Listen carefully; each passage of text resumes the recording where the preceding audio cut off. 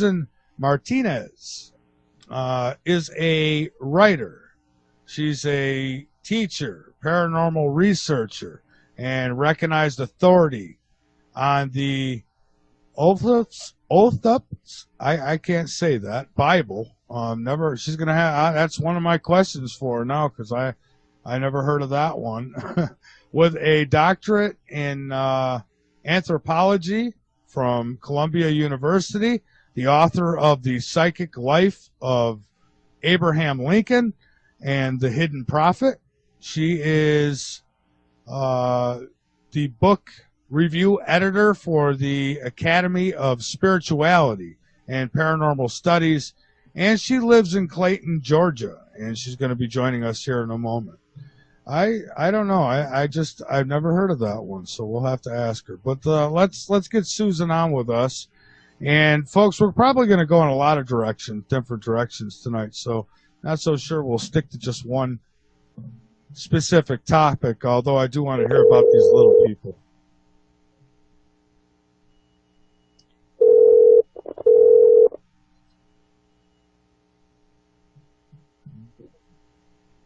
Good evening, Doctor. Hello? Hello? Hi, Doctor. This is Michael Vera with Late Night in the Midlands. Hi, Michael. Hi, how are you? I'm okay. All right. I know you had a rough day. Yeah, well, today's actually been okay. It's the last 2 or 3 weeks that has been rough, but trials and tribulations. Right. But hey, life would be no fun without them, right? So. Okay, I'm hooked up now. All right, great. Well, Doctor, I first want to thank you so much. Don't call me Doctor. Okay, Susan. I want to thank you so much for taking time out to be with us tonight. And I know that there's many topics that you cover. And I guess first and foremost, please a little background on yourself and what got you so interested in all these different topics. That's too open-ended for me. I don't know where to start. Okay, well, start a little bit with your background. And, I mean, it had to have led you to an interest in, like, little people and hybrid man and those. You know, Michael, I remember your name, and I remember the name of your show, and so I think we've had a conversation already. Do you recall? I can't remember what we talked about. Yes, I do recall. And as a matter of fact, I think hybrid man is what we spoke about back then. At least that's what I think. So, okay. Well, there's a starting point because I can't say that Little People was came before Hybrid Man, and Hybrid Man is going to be followed by a book on the lost continent in the Pacific. So those 3 books form a set in my mind. In other words, that's in the ancient mysteries area, and I think I covered what I needed to cover in those 3 books. One just led to the other. When I'm done with the Lost Continent book, I'm going to go back into I'm going to go back into spiritology, which was what my very first book was about. But I had to take time out and write these 3 books to try to set the record straight about ancient mysteries, because there are people writing, in the alternative genre about the ancient world and the proto-historical world. And, of course, they're making some progress, but there are some big mistakes in that area. Let me tell you something I could say is these alternative historians, proto-historians, tend to have two speeds, Atlantis and ETs. Are you with me? I am. Yes, I okay. am. Okay. And I'm writing to get rid of those misconceptions. I think both of them are misconceptions. They're just contraptions, just ways to try to visualize what was going on our planet in a time before records were kept. So, I get a lot of my inspiration from the Ospe Bible, which covers these histories. It starts with the beginning of life on the planet, but the focus of this Bible, which runs chronologically, the focus starts about 75,000 years ago and goes on through the cycles. Time is divided into basically 3,000-year cycles. And then when it gets up to 24,000 years ago, that's when they had the flood. And that is known to us in our culture as Noah's flood. And it's known to almost every culture, you know, in the mythology of all the world's people. OSPE has a very detailed coverage of that period, and I use a great deal of it and then try to corroborate that material in what I can find in world literature. Yeah, the flood, that's the lost continent theme, because, okay, it was in the Pacific Ocean, not the Atlantic. You know, the Atlantic shows no signs of it. But look at the Pacific. It's 3 times wider than the Atlantic. Come on.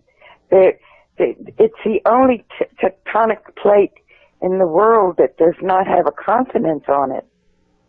Very true. Okay, so it's easier for me to, Michael, for me to talk about my work than to talk about myself. You know, I don't know what to say about myself. I started out as an academic, but I lasted exactly 2 years in that, and that was a very long time ago.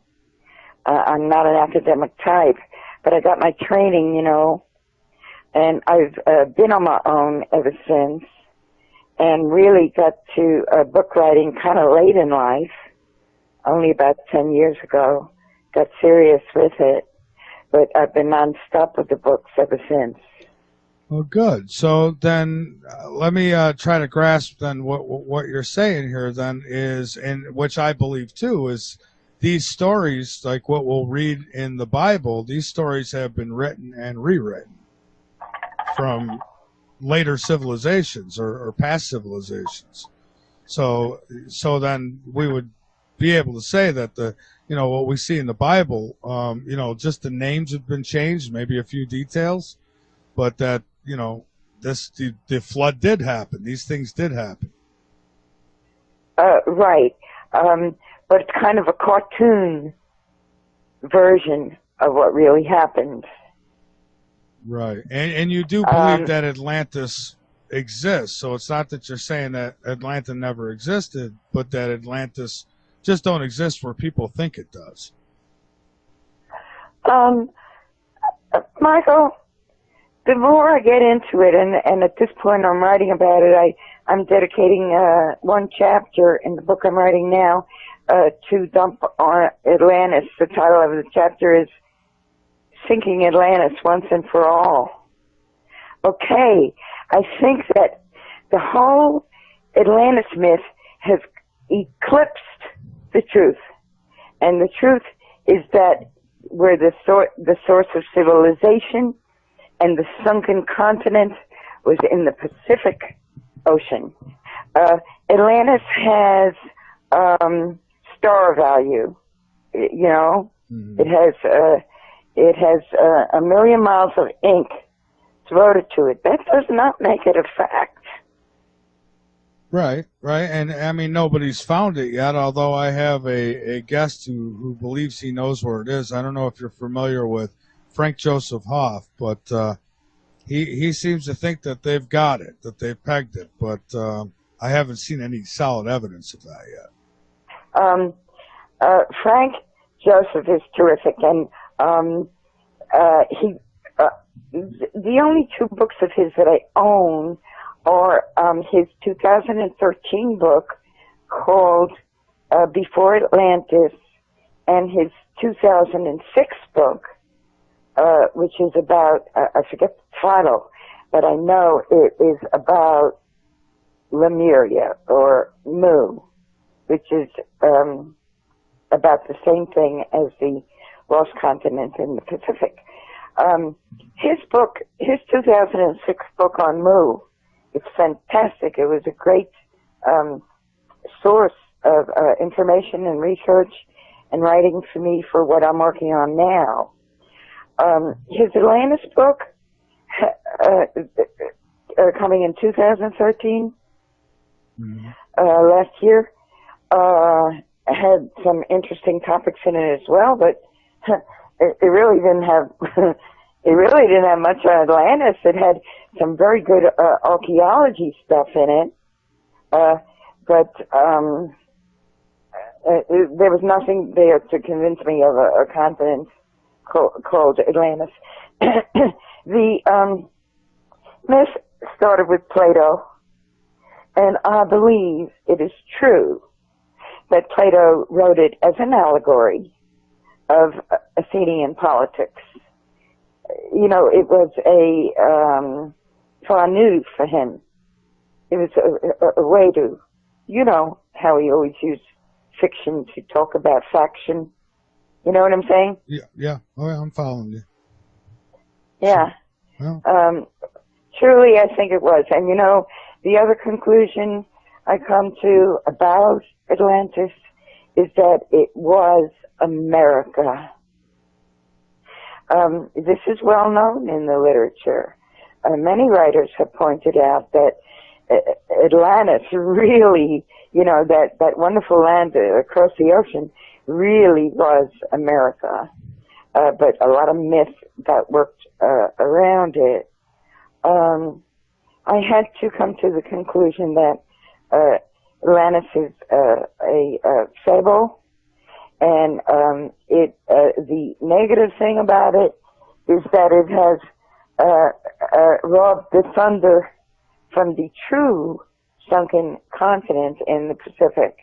And lately I've been studying the geological signs of lost land there, the trenches, the coasts, you know, the Cordilleras, the mountain ranges, Right. The ring of fire. Yes. Around it. There's a lot there. I wish I was a geologist to better understand the language of it. But that's what I'm delving into now. And we're finding that there's actually been a lot of sunken continents, cities, whatever you want to call them. They're finding pyramids on the ocean floors and all kinds of things. And certainly there's evidence that parts of this country at one time were at least underwater. So we know it happens for sure. And so I don't think, I told Frank this, I said, I don't think that it's just Atlantis. I think that if we could scale the floor of the oceans, all the floor of the oceans, I'm sure we'd find out a whole lot more. Well, right. However, these kinds of earth changes were before man walked the earth. In other words, they go back to eons earlier than the time of man. There may have been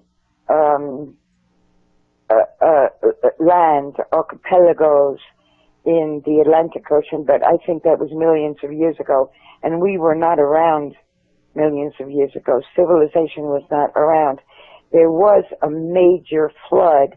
I mean, there was the flood. There was one important, not a local inundation like they had in Mesopotamia 6,000 years ago. No. There was a major flood, and it's called a flood, but it was, in fact, the sinking of a continent in the Pacific.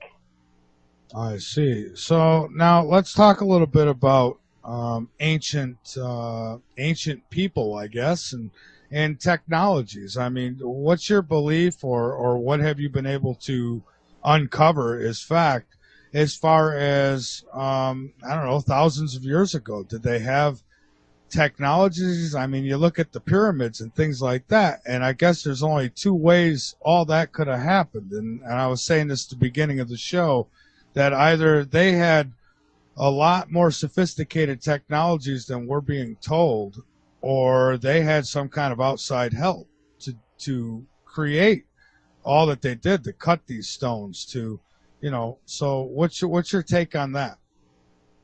Well, I like your phrase, outside help, because that's key. That's a key. And as long as we deny outside help, we're not going to get the answers. But, okay, what is the nature of that outside help? So I'll go back to my original statement. The two speeds, Atlantis and ETs. Okay, so the other thing I'm trying to clarify as far as ancient mysteries goes, and Michael, remind me, because I get sidetracked, remind me, we want to talk about technologies, okay? Okay, sure. Okay. Okay, so ETs. Now, I'm trying to get across to the people who think about these things and care about these issues. I'm trying to get across that it was that ETs and Anunnaki and all this, what do they call it? Not Elohim, Nephilim, all this stuff. Mm-hmm. Yeah. Okay. This is not. This does not represent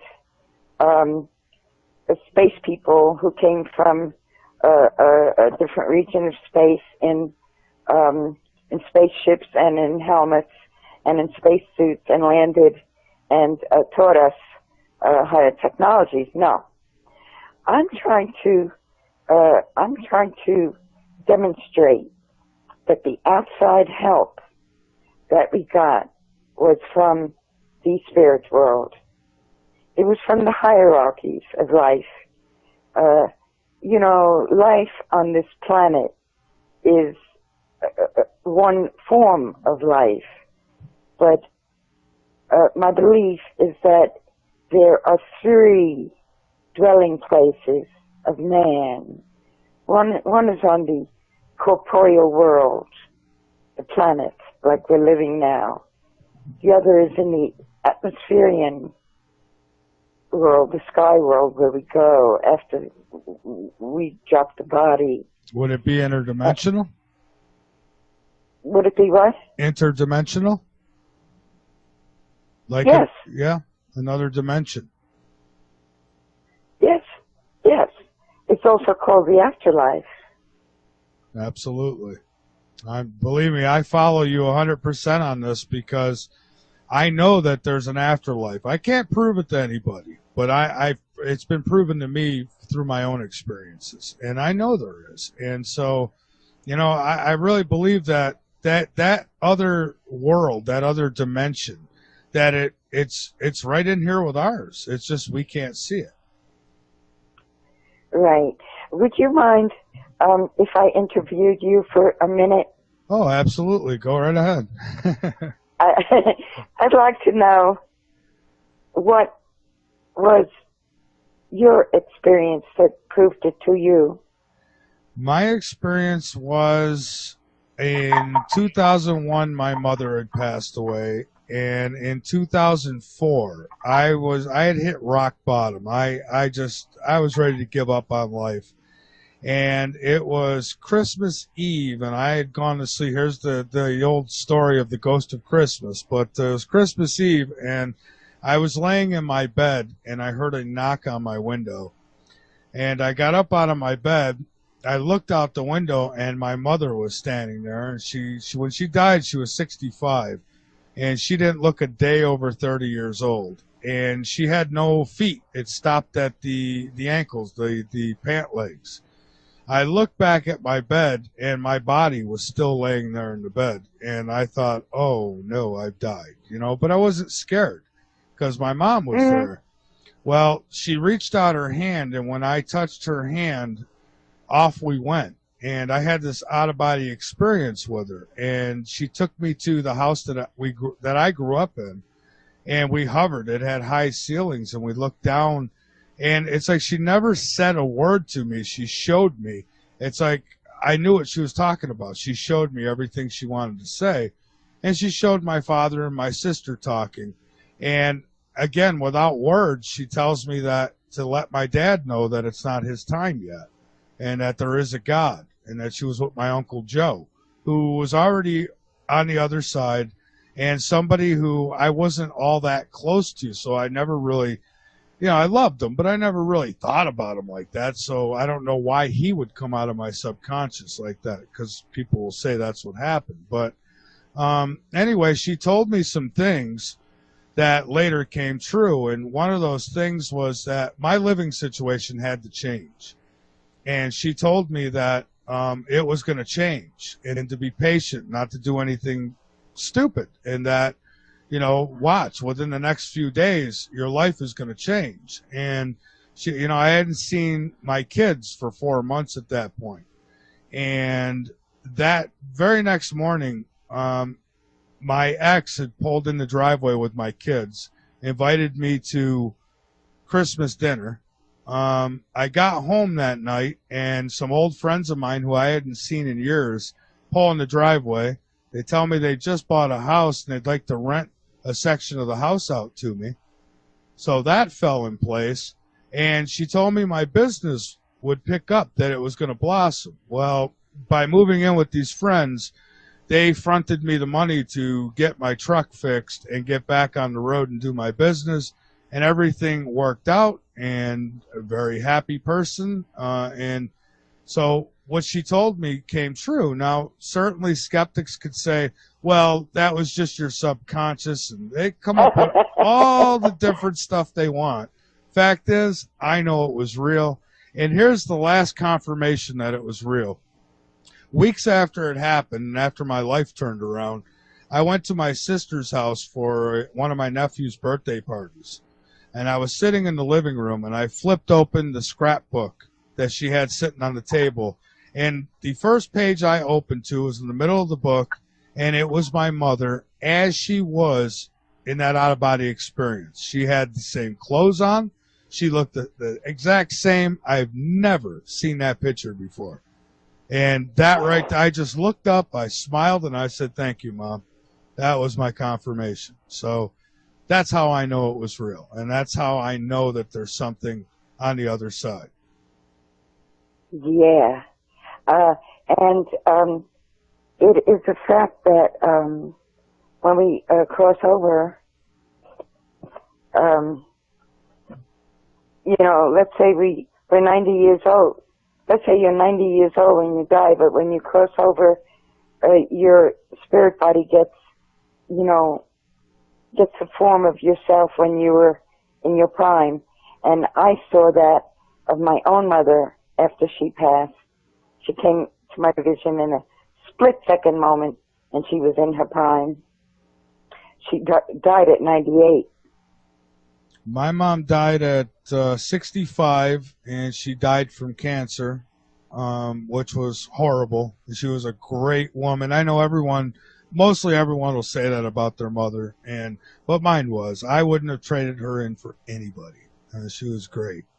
So, yeah, I mean, was one of those people that would do anything for anybody. And, at that point, I kind of struggled with the whole God thing for a little while. I said, there's no way if I was God and these are my children. Why would I let them suffer like that? But I have made sense of it all. And, I think our souls, and a guest brought this to my attention about a week ago, and it makes so much sense that our souls, before they come to this dimension, to this 3D, to this human existence, that they make exit plans before they come here. When they've done what they have to do, they use those exit plans to leave. And some of it to us might seem horrible, but to the soul, it's just their way of getting out of here without spilling the beans, so to speak. So, interesting stuff. So you had a visitation yourself, huh? Yes, and it was only 3 weeks after she died, and it was the moment I woke up from in the morning. In that moment, you're just in the alpha state. Right. In that split moment. It was that split moment. I saw her for a split second. She was young. Her hair was dark. And she looked happy and relieved. And the vision was over in a second. And that's how my mom was, just very happy, very content, and very matter of fact. Just she was herself. It was wonderful. So yeah. Okay, so but now what you said about God, I think there's a misconception that God is the big problem solver in the sky. No. That's not who the Creator is. Creator isn't there to solve all of our problems. Creator wants us to solve our own problems. That's right. We're here to learn a lesson. I look at this now. I look at things differently than what I did when my mom passed away, and I feel like we're in a school. We've got classes. We might start in kindergarten. We work our way up to graduation, and and we've got lessons to learn. So we come, like I came as in this body, and I'm using this body to get around and learn my lesson. And then I'll take that lesson back to the spiritual world with me, I guess, right? That's right. Because we are gods and goddesses in training. This is a school. And when we go over to the other side, there's more learning and more training and clearing, even hospitals and nurseries for those who need that kind of assistance. And then thousands of years of experiences until we reach the third dwelling place, which I never got to mention before, which is the Etherian world, which is beyond the atmosphere of the earth, and that's the higher dwelling place of the gods and goddesses, which we will be. That's what gods and goddesses are. They're once mortal, not necessarily on this planet, but on some living world, once mortal, but now gods and goddesses. I see. See, when I think of God, I look at, and the listeners probably get sick of hearing me say this, but I look at it as, the universe is, God is so big that our measly human eyes can't see him. It's not all of him. I think that, and when I say him, I don't mean like boy, girl. I just don't know how else to put it. I'll say the source. And I see it as the universe. It's so big, we can never grasp it all. And we live within it. It creates, it destroys. And that's kind of how I look at God, almost like cells in a body. The cells are alive in the body, and we live within that God. That's right. And, getting back to some of the topics at hand, getting back to the evolution and the hybrid man book that I wrote, I was really trying to show that evolution is no longer valid. It's not a valid theory at all, and the way it can be easily debunked is by showing that all the different fossil types in the record were just the product of interbreeding, crossbreeding, hybrid types, and nobody evolved from nobody. But the way I was going to tie it in here is to say there's a reason the theory has stayed alive and quite well, quite prosperous theory, has to do with our rejection of religion, and in particular science's rejection of religion. So because the only real alternative to Darwinian evolution is creationism, and you know that's supernatural. That's the ultimate supernatural. The creator creating creatures. Science cannot brook that. Instead, it needs to mock up a theory called evolution and let that pass for how life came to be on Earth. Yeah, and we're told that, well, there's a missing link in it all, and people have just accepted that for such a long time, and it's no. If the Darwinian theory is any more than a theory, then it needs to be proven, and I don't believe it has. I think I just don't believe in it. I mean, they say that we came from apes. Well, apes are still here, or monkeys, or whatever, and you know that just don't sit well with me.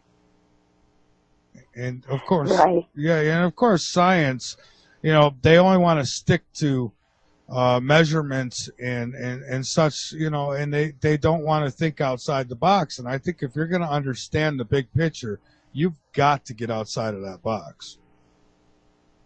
Right. Out of the box was the title I gave for my next book. Nice. And of course, which will be released in spring 2015. That sounds far away, right? But it's not. It's not. Before we know it, Christmas will be here. Oh, time flies. Yeah, you know, when I was a kid, 2015 may have seemed far away. And now it's where's the break? That was a mistake for a science fiction story. Great. So go ahead, tell me more about it. Yeah. You used the phrase, so that it came to mind. That was how I titled my book. But I'll tell you what, I have never yet written a book where the publisher has used my title, because those people are the pros. They're the experts, and they know how to title a book to sell it. You know what I'm saying? Oh, yeah. Yeah. Yeah. So they have never used my titles, and I'll tell you what they were and how they changed them. But in this case, out of the box, they changed, and I just got the catalog page and the book cover, which is dynamite, and the new title. And the title they gave it is Delusions in Science and Spirituality. What I did in this book is I never wrote a book like this, because each chapter was devoted to an entirely different topic. Because it was just bugging me that I had to write about. Okay, let me tell you what it was. Okay. What's in it? Chapter 1 is the Big Bang. Okay, so that's the first delusion. Chapter 2 is evolution. I summarize the argument there. Chapter 3, the Ice Age. I think that's another one we've been gulled to believe in. Chapter 4 is global warming, and that's a big button with me. Okay, then Chapter 5, that's the end of the science part. The science theories that are so dominant and so long. Then the next part of the book, I go into the spirituality theories that are wrong, in my opinion. Chapter 5 is astrology. Chapter 6 is Freud's unconscious. And you mentioned that before. Trying to use the unconscious to explain paranormal experiences. Right. Okay. Chapter 7 is reincarnation. That's another big button. And then just a few more chapters to tie it in. I see. Nice. And so now, when we talk about consciousness, I've been asking all my guests this, if I can, and that is consciousness. What is it to you? What does it mean to you? And do you think is it the same as the soul, or are the soul and the consciousness the same thing? Are they together? Is the consciousness like the soul's brain? I guess is what I'm asking. I think we're obsessed with this consciousness, and I'm really getting sick of it. Yeah. That's all people can talk about. All these intellectuals can talk about anymore is consciousness. I mean, to me, it's simply a given of what a human being is. You know, it's no big deal to me, and I don't like sitting around and analyzing it. But as far as definitions go, I will say that I believe that the soul is what connects us to the cosmos, to the Creator. The soul is is what we have, a seed planted in us. It could be very small, or it could be cultivated and be bigger. A seed that every human being is born with that connects us, or potentially can connect us to the cosmos. That's a different definition than the definition of spirit. Spirit is what we are and what we become when we cross over. And see, now I agree with that. However, for me anyways, I think of the consciousness. I mean, it really, without the consciousness, we wouldn't be who we are even in this body. And I think that I actually look at the soul as the consciousness and soul, I think to me are the same thing, because could you imagine going into the spirit world and having no consciousness? I mean, of where you are or what it all means. So for me, I don't know, it means something as far as that, because I don't know, I look as the consciousness is like the spiritual mind, and the more awake it becomes, the more it can use this brain, that's this flesh brain, as a tool to accomplish what it wants to accomplish, in this life. But I don't know, I think they kind of go hand in hand. Well, they do. Mm-hmm. Okay. All right. So, but it's all interesting to me. I don't know. Subconscious, conscious, collective consciousness. We can go around the boat forever with it. But yeah, I definitely have an interest in it. It probably is overly used by many. But yeah, I think there's something to it. But all right, so little people. I was going to talk about them for a little bit tonight, because I'll be honest with you, I don't know hardly anything about little people. And I was hoping that maybe you can educate me a little bit on that. I mean, are there actually skeletons that have been found of these little people? Certainly. Oh. Well, do tell. But it didn't really hit the big time until 2004, when they came up with these quote-unquote hobbit skeletons in Indonesia. That made a big media splash, and got all the evolutionists jabbering about it in the news, but they they didn't get to the heart of it. Little people don't fit into the Darwinian scheme. There's no way to explain them except the way they have tried to explain these little creatures, like these hobbits from the island of Flores near Bali, rediscovered in 2004, only about 3 feet tall, mixed morphology, which means that there were some archaic traits, but also some modern traits in the skeletal remains. They were called hobbits, and there was quite a bit about them in the news. Little people pose big questions, and so forth, and bone wars. The only way they can explain these very small statured people was to try to represent them as shrunken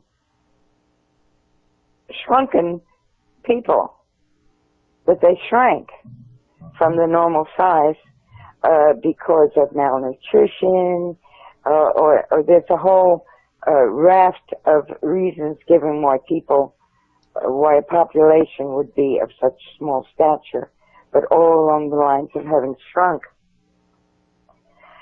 That's a fine way to avoid the issue, because the little people were original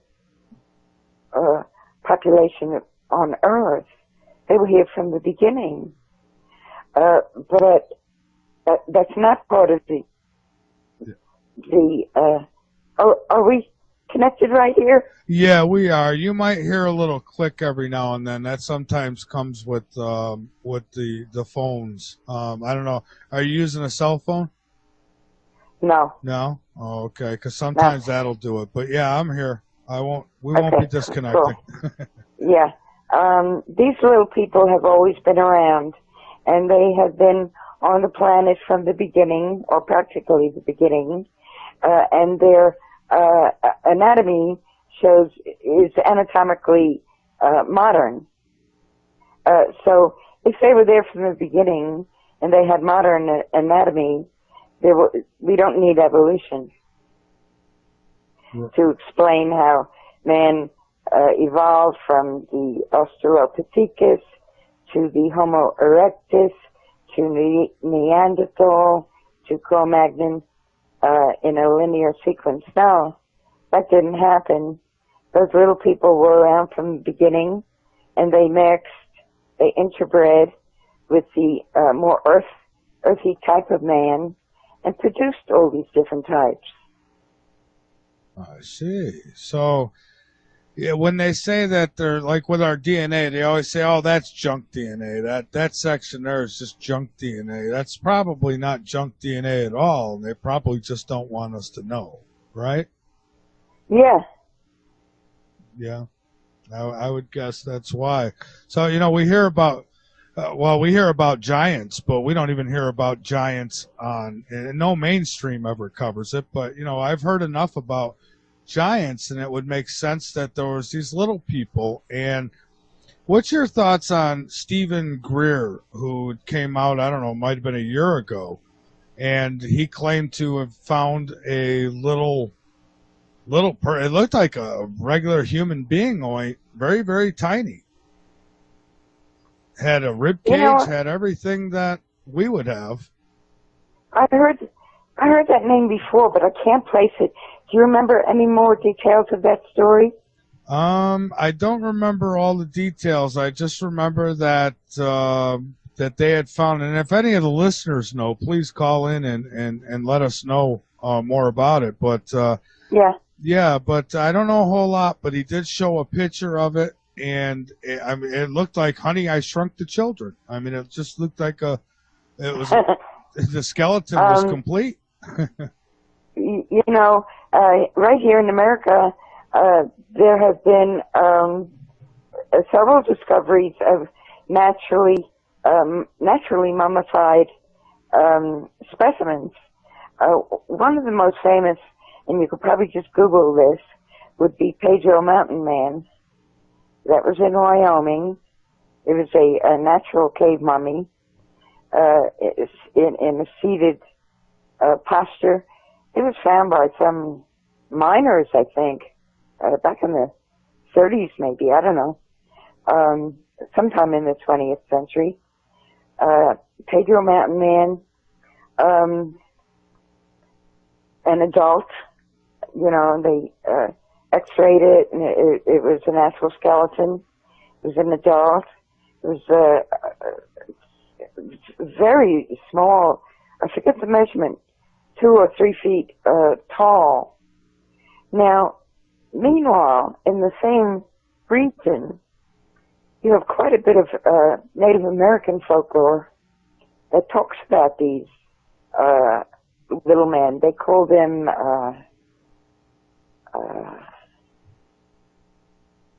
it'll come to me in a minute. In out west, one of the names for them was the Lemuria. They were, okay, I got it, Stick Indians.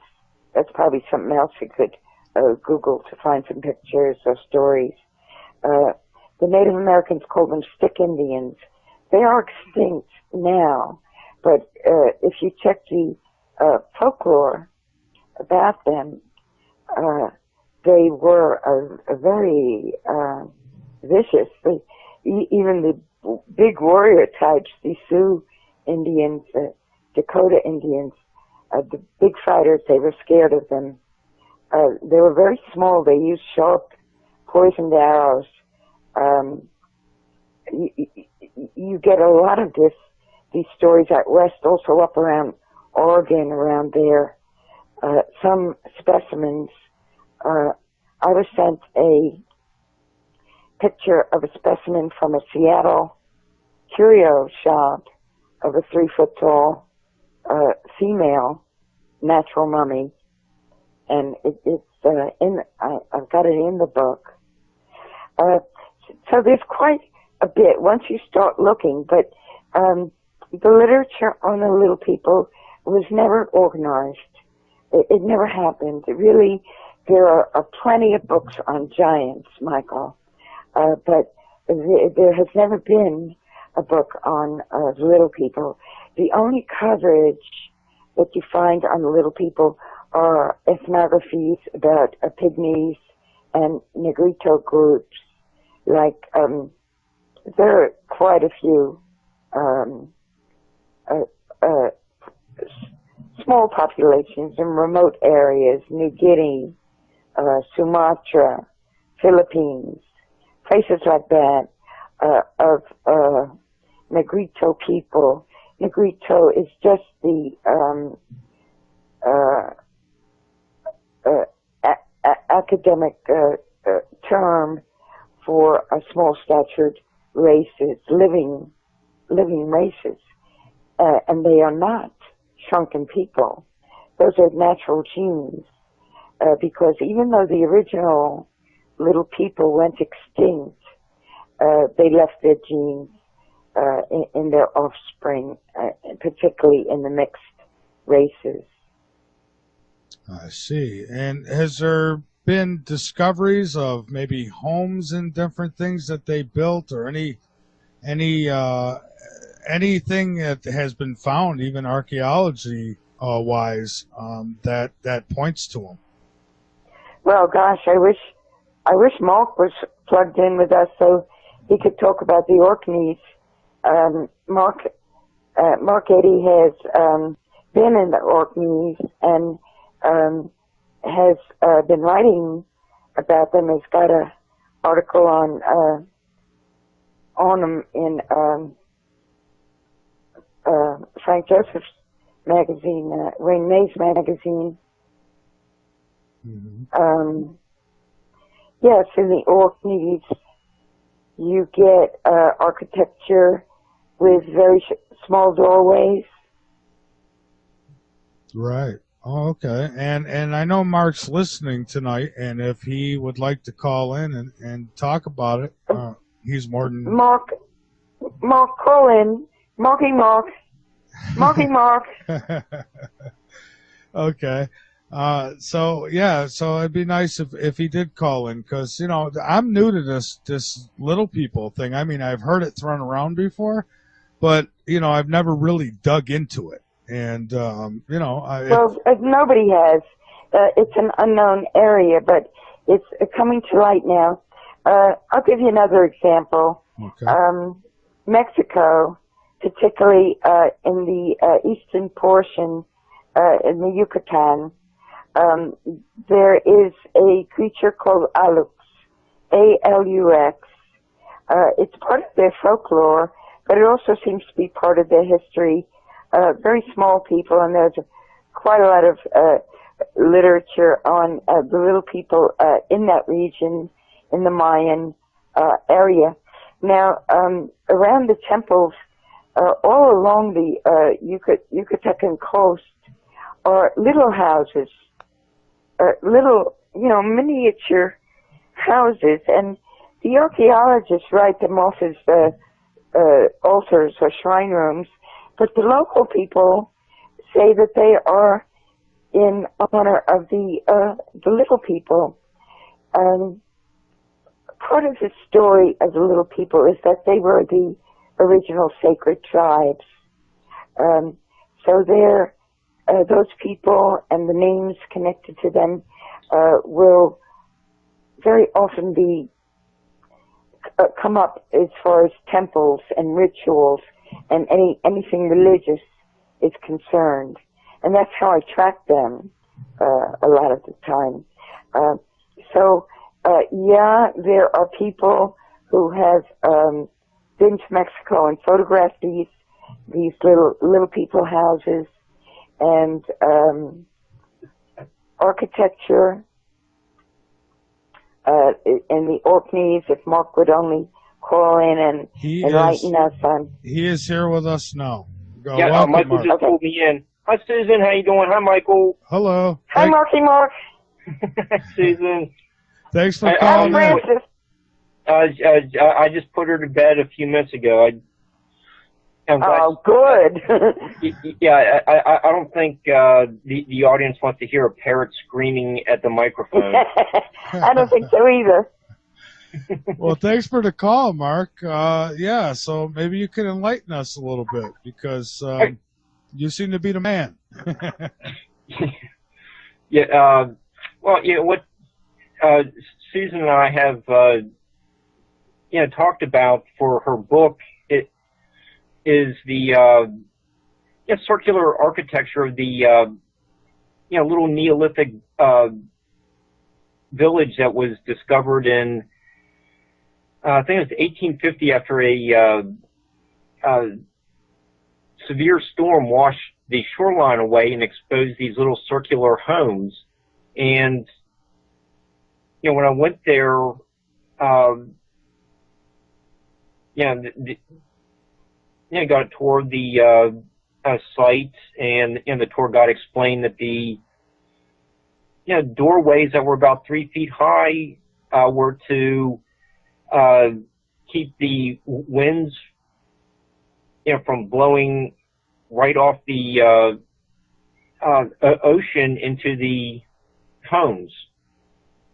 But I thought it was just very odd that these doorways were only 3 feet high, and I think it could be part of like the accusations that the Smithsonian is hiding the giant skeletons. Well, how do you explain these small doorways? Yeah, exactly. They're really there. Michael, before the show started, I sent you the photo of the Scarabray archaeological site we're talking about. You can see little door on the right-hand side, and you have some, modern tourists walking around the site. They're maybe just under 6 feet tall. It just doesn't it just doesn't all fit together. And I think Susan is onto something with the worldwide influence of the little people. Right. I love live radio with the phone ringing too. Yeah, it's okay. It happens to Peter Kling all the time. And Stu. But so these little homes, and of course they're going to give all kinds of excuses. It's just like lights in the sky. They'll always tell us, well, it's this and that, and they'll never ever consider that it could actually be a UFO. And when you talk about these little homes, I think it's the same thing. Obviously, they've lied to us about our entire existence. So we really can't believe anything they tell us, and we have to go off of research like what Susan has done. I mean, we need this, and I thank you for doing it. Mark? Yes? Mark, I'm remembering that, now I don't recall if this is in Scarab Ray, but I think it's somewhere in the Orkneys. I can't recall where, but they found roofed lanes that were 4 feet high. Do you think that was in Scotland? The roof. Oh, yeah. The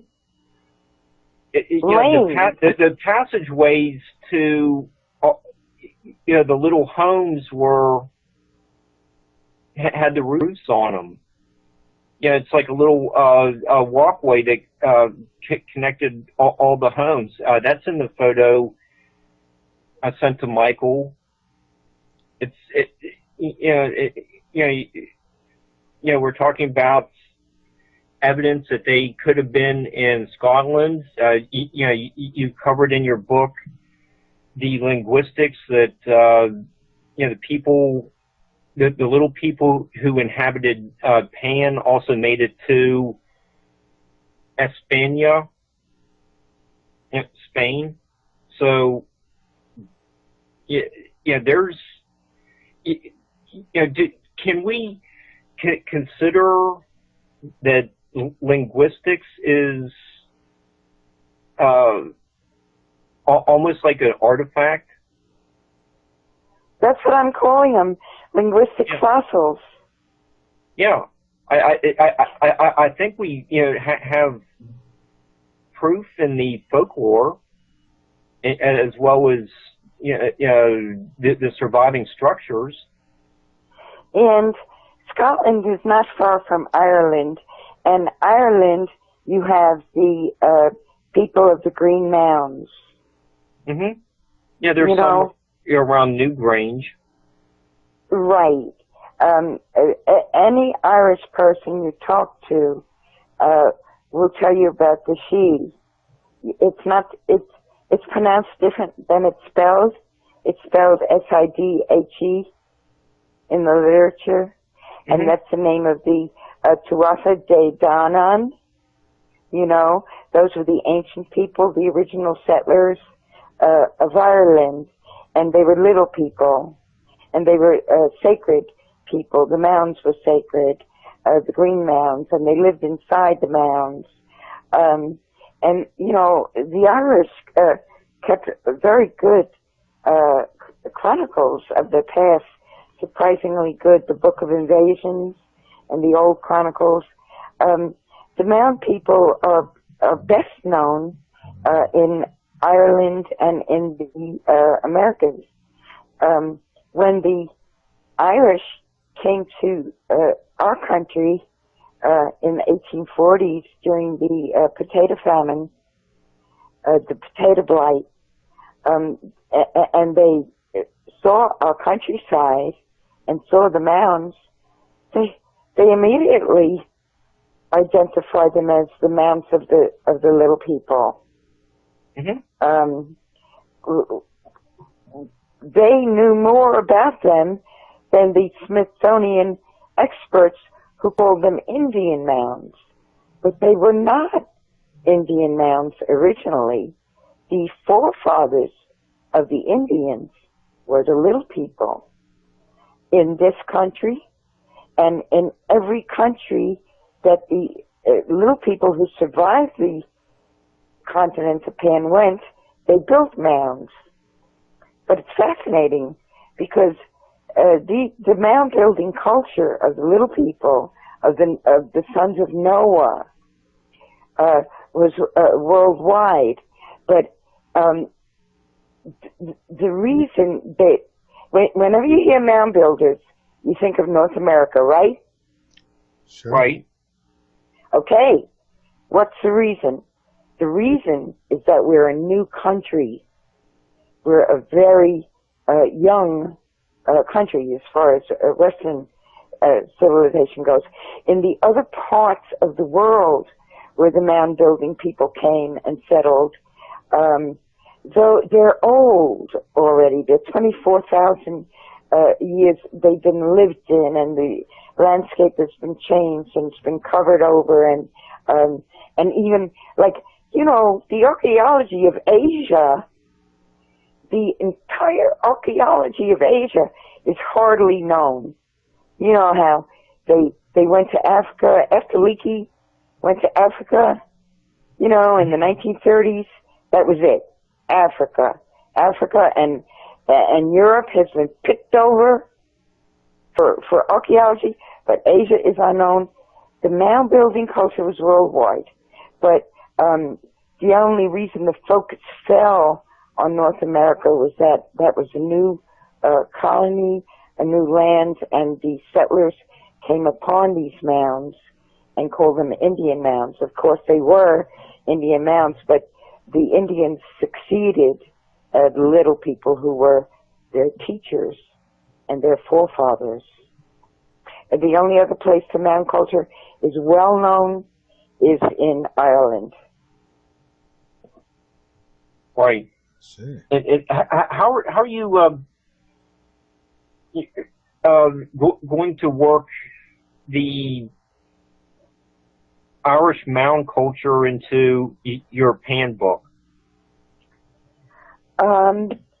By saying what I just said, that the survivors of Pan, who were in fact the sons of Noah, went out in separate fleets to the different parts of the world and proceeded to settle there, mix with the indigenous people, and build mounds, as they had done in the antediluvian world on Pan.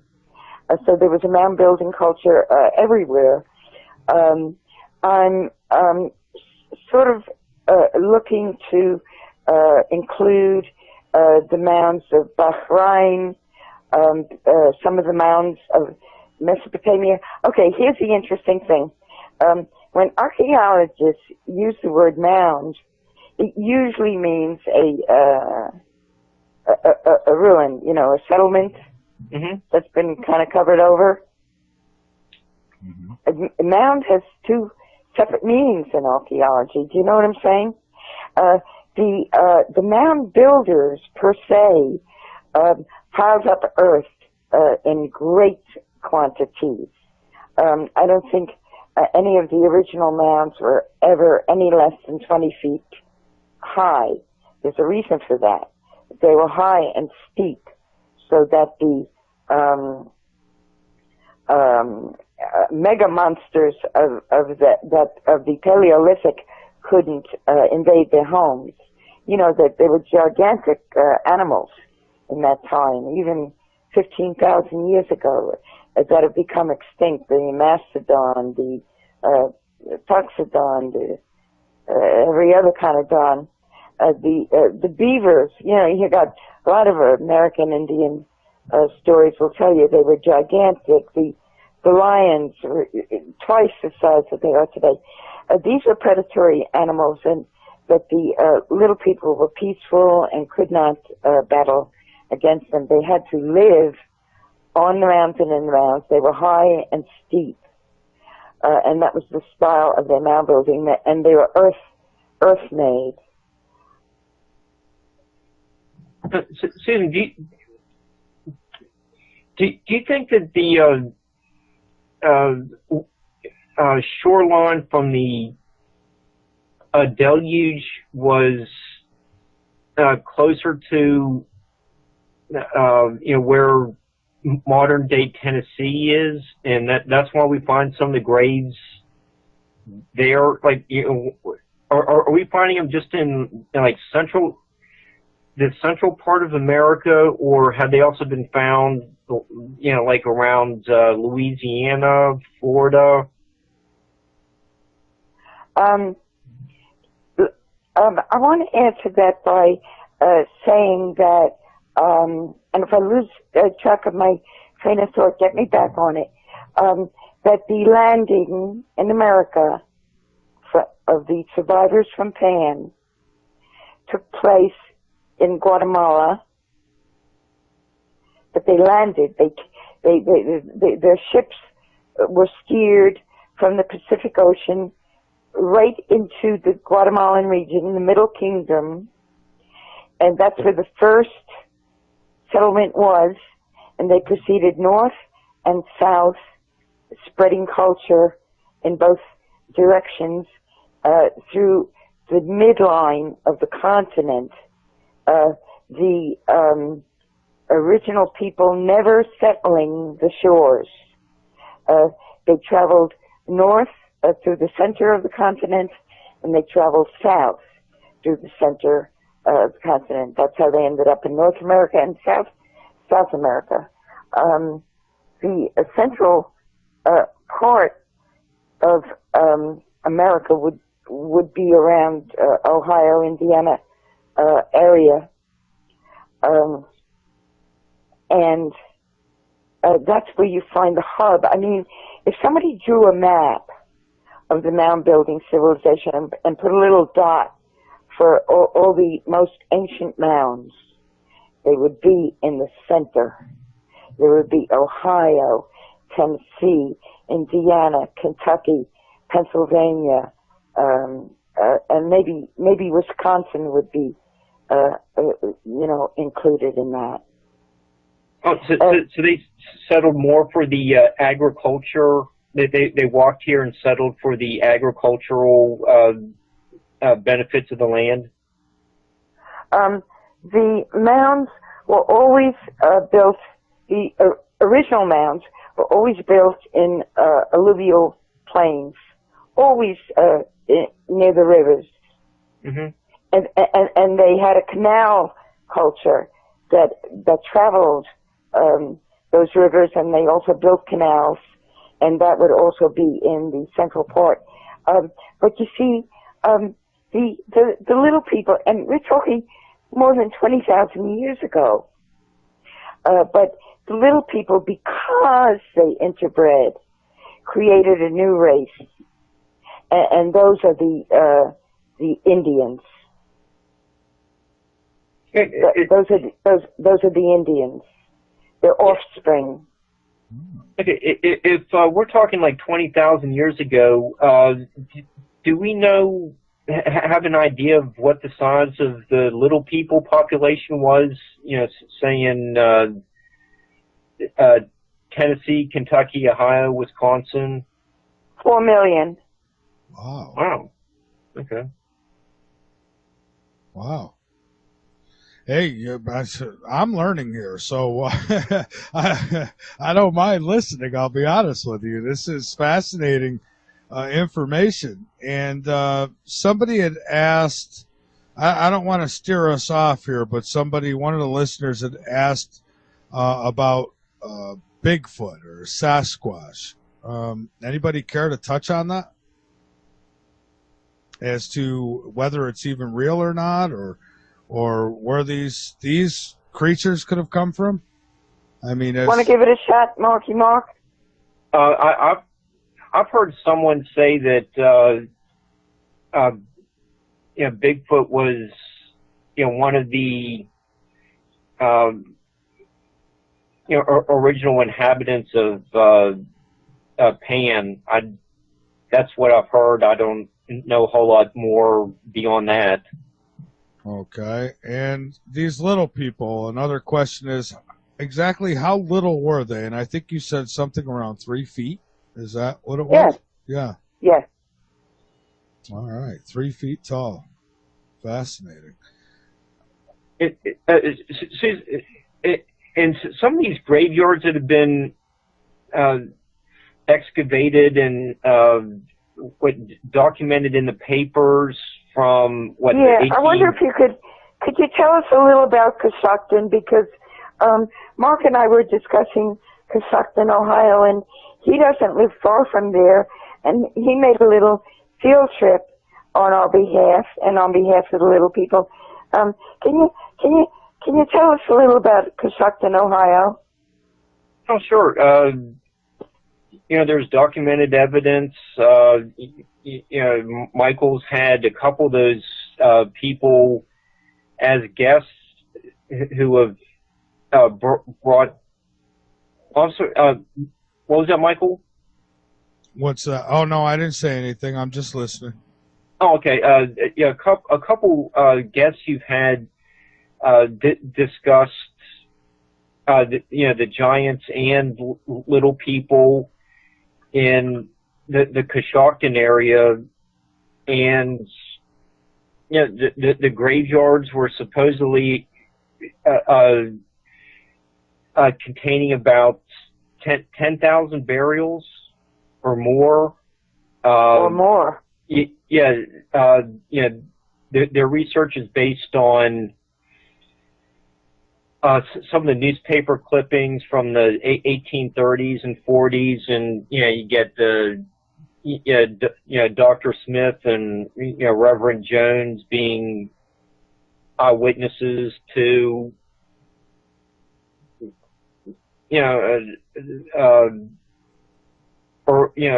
primitive form of archaeology being done at these sites. It seems that the the little people were buried standing up. The doctor said that they were adults.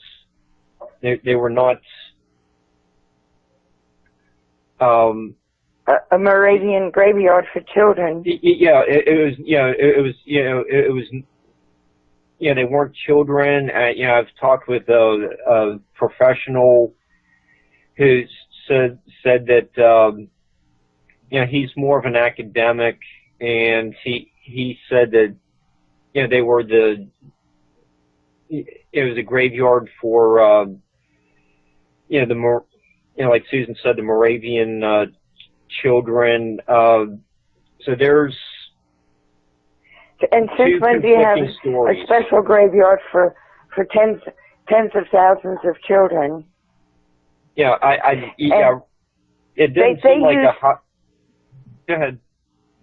They used a dental analysis to determine that they were adults. You can tell just by looking at the skull too.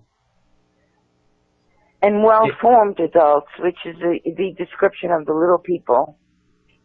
Yeah. Even though they were little, they were perfectly proportioned and very attractive people. Yeah, it just seems like there weren't that many people moving into Ohio to have, in the 1830s, to have such a huge number of infant mortality. So I just have a problem with that. Yeah. And when we try to research it now in the 21st century, it's all gone. There's no information on it. Mark tried. I wrote to the library in Sparta County. The same deal in Tennessee. Very extensive graveyards discovered by the settlers. All bones of small statured people. You can't get any information on it. there's a lot of bones went into museums and disappeared because they don't fit the paradigm.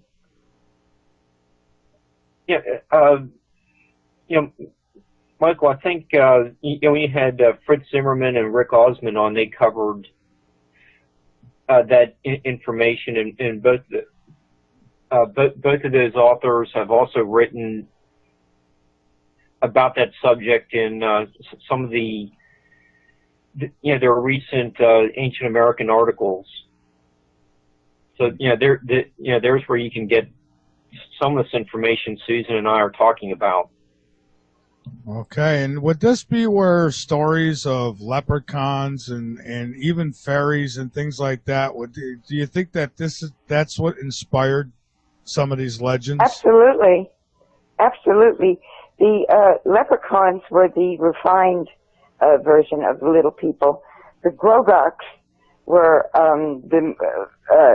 a different hybrid race, and they were the more barbarian type of little people. You'll get descriptions of both types in European folklore, but most especially in Ireland. Amazing. All right. Yeah. We got to take a break here. So, but anyways, Susan, Mark, we are back, and Mark, I am glad that you joined us because you certainly have a lot to contribute, and I'd like you to pick back up right where you left off, if you like. Okay. Well, one of the points I wanted to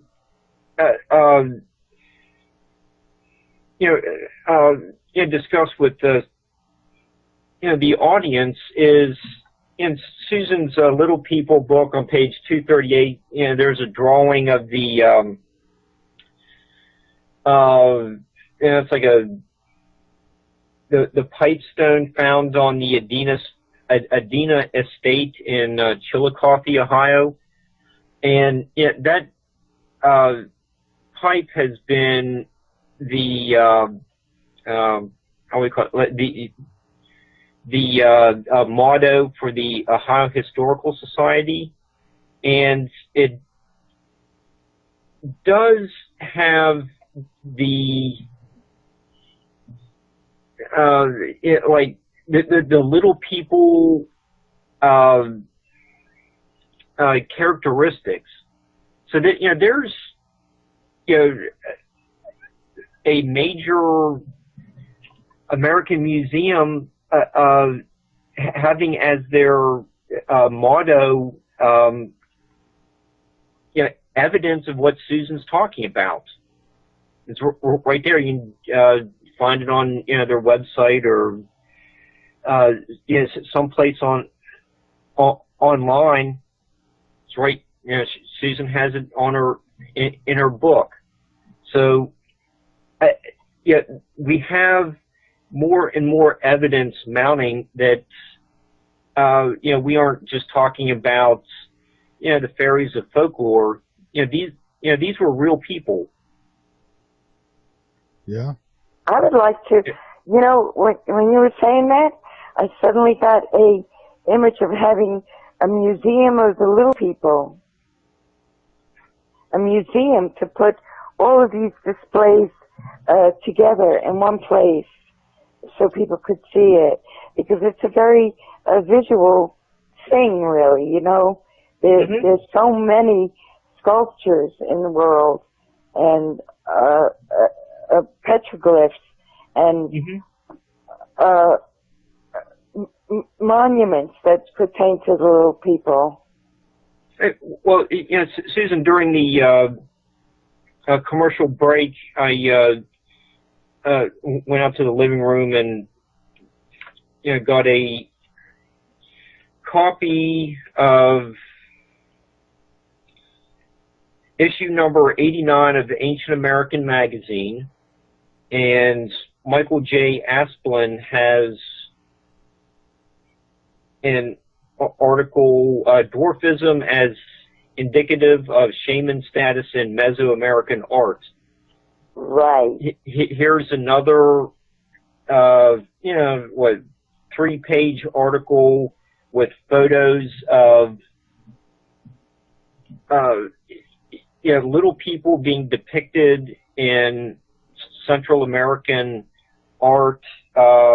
He also comments in his text, it may have also signified the importance of people born with these physical characteristics as having descended from these creators. That might be a little different than what he's not really getting into Pan, but the important point of what he's making is that they were special people, and it's depicted in art that has been around for, well, he's saying that this Olmec baby figurine is from 1200 to 900 BC. That's on page 41 of issue 89 of Ancient American Magazine.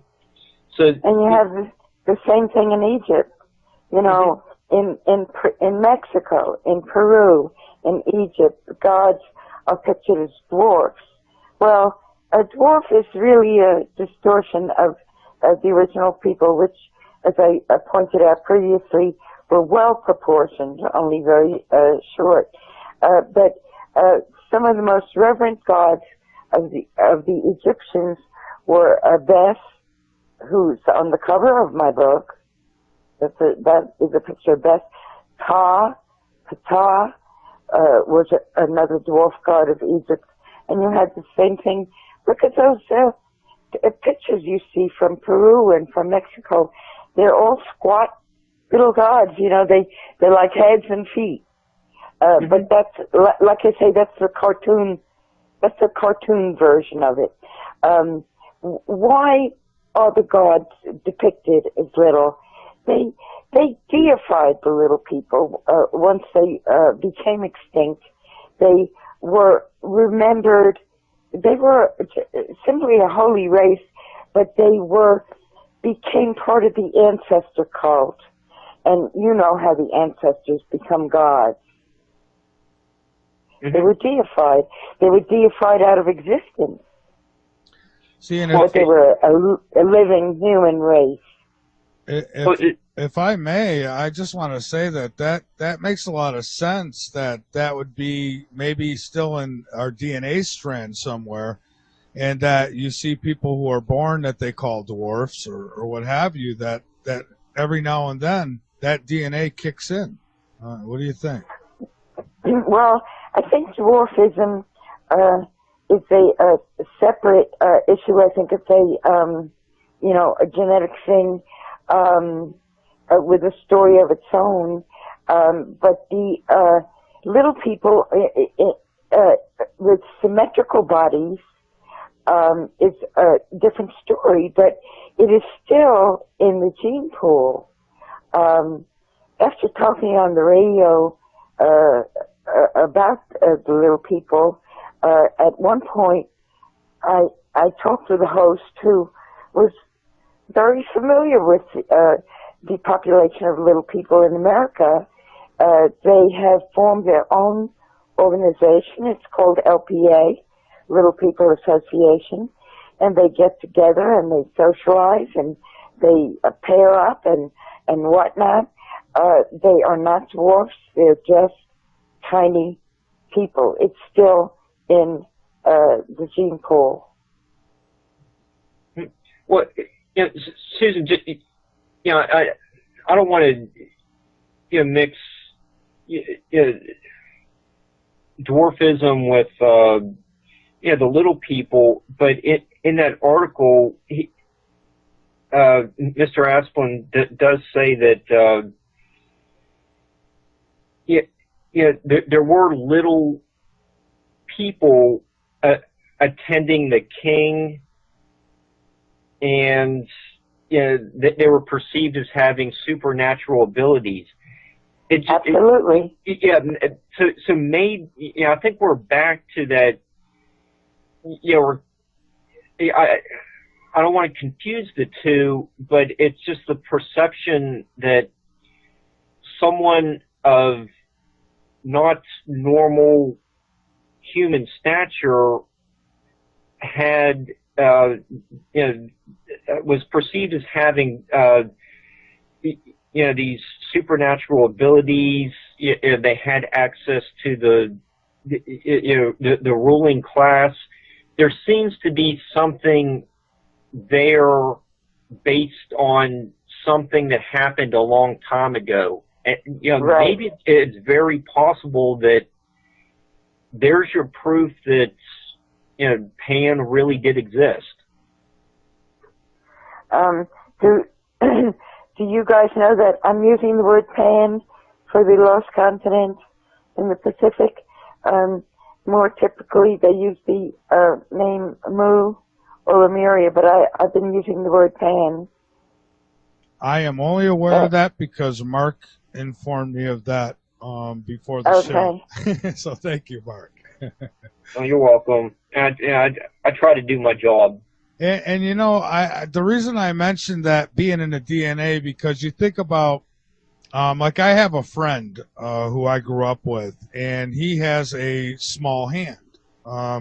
And his grandfather or great-grandfather also had a small hand. So it was something that, genetically was, it skips a generation or two and then hits. Well, I'm thinking, and you look at giants and then go take a look at the NBA and how big some of these people are. And you got to wonder if that's just not those genes or that DNA just that comes through every now and then.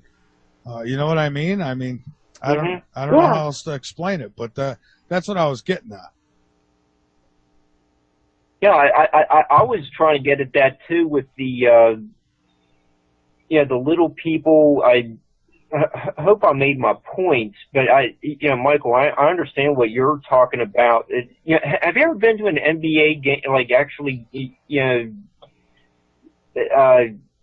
got an autograph after the game and stood next to someone 7 feet tall? I stood next to Andre the Giant when I was a teenager, and so to me, giants exist. It's really intimidating. It's a really unusual experience. I've been around a couple people 7 feet tall, and it is really different. Yeah, it is, and it seems like the bigger they are, the shorter their lifespan is. I know in Andre the Giant's case, him, and there was another one they called Big John Studd. He was another, just a huge guy, and Did you get a chance to talk to Andre? Yes, I did. Actually, it was in the mid-1980s. It was at Sampson's Gym that used to be in existence in Rochester, New York. And I shook his hand, and I'll tell you what, he had another professional wrestler you might remember, David Sammartino, who was next to him, and it looked like it was Bring Your Kid to Work Day. I mean, that's how big this guy was. So yeah, he was huge. And so, I think that to me is proof that, there's something going on there. I mean, not everybody's that big, but some people are. So interesting. Interesting stuff. Story. Yeah. So, and I've been to NFL games, and I've seen some of those guys who are big in their own right. But, yeah, you look at the NBA, and you've got guys who are, 7 foot tall or better, some of them. And it's just, my God, I couldn't imagine. And, of course, the Giants back in the ancient days, I would imagine were much taller than that. So, then you look at these little people, and I think, I have seen some evidence, however, before this conversation, I wasn't sure if it was real or not, but I certainly am thinking that there's more reality to this than I had once thought. So, Susan, if Late Night in the Midlands wants to show their appreciation to us, and send us to Hawaii for guest appreciation day. Is there something in like Hawaii or the Pacific Islands that, the Menehune. The Menehune and the Mu in Hawaii were the people who lived there before the Hawaiians migrated to the islands, and they were little people. They were 3 feet high, and they were the builders of the irrigation canals and of the terraces and of the fish ponds. They've been highly mythologized, another cartoon.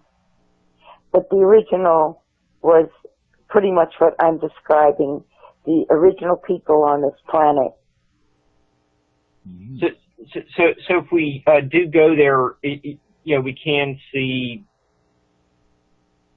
remnants of the culture. Like, did they leave behind any structures like pyramids or anything like that in Hawaii?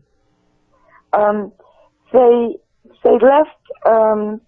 There's a famous fish pond that all Hawaiians know about, and that they traced to the Menehune people, who they eventually drove off the island.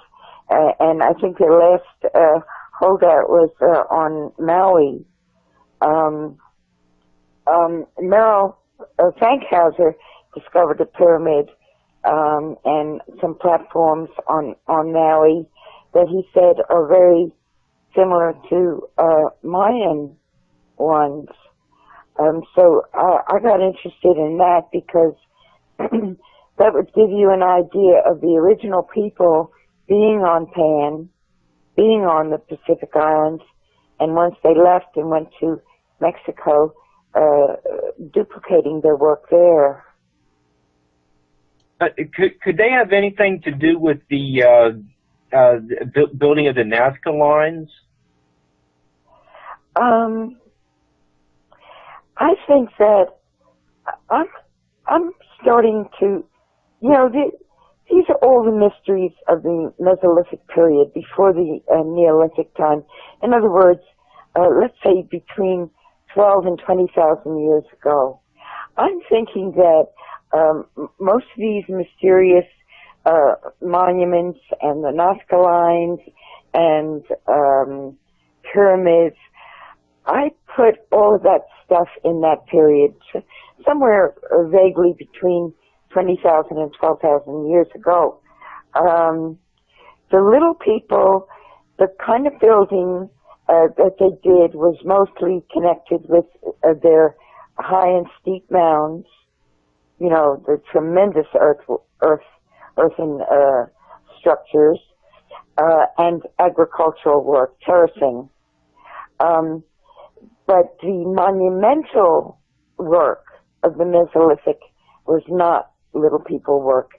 That was the work of their offspring, who are the more the Cro-Magnon type. Those are the Sun Kingdoms. Those are the megalith builders.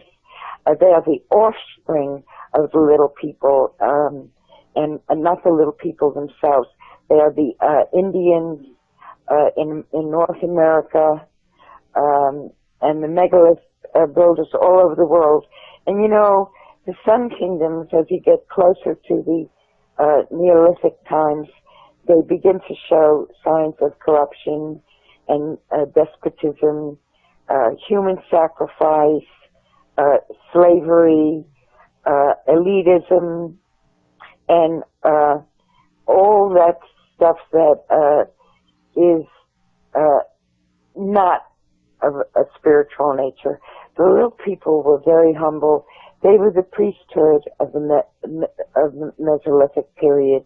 They were the teachers. But they were not the kings and queens. Okay, so that is that the point when the mounds were transformed from homes to burial sites? Exactly. Exactly.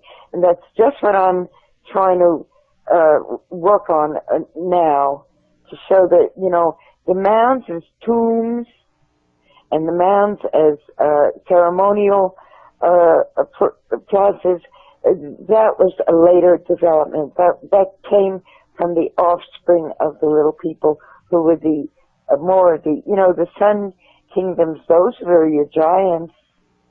Those were your large men and women. Okay.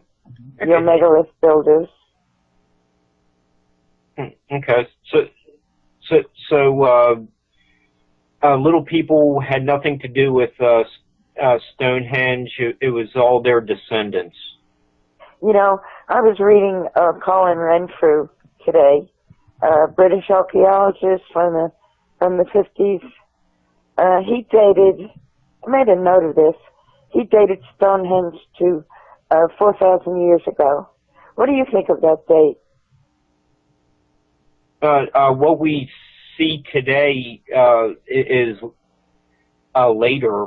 It's more like 2000 BC. Yeah, that's 4,000 years ago. Yeah, it may not. Yeah, the site was started, you know, probably 6,000 years ago. But what we can visit today is probably, you know, about 4,000 years old. Okay, but so you see that my problem with the megalithic builders, the sun kingdoms, is that they were also sacrificers and stratified society where the masses were beholden to the small, very small elite. So I have a problem with that.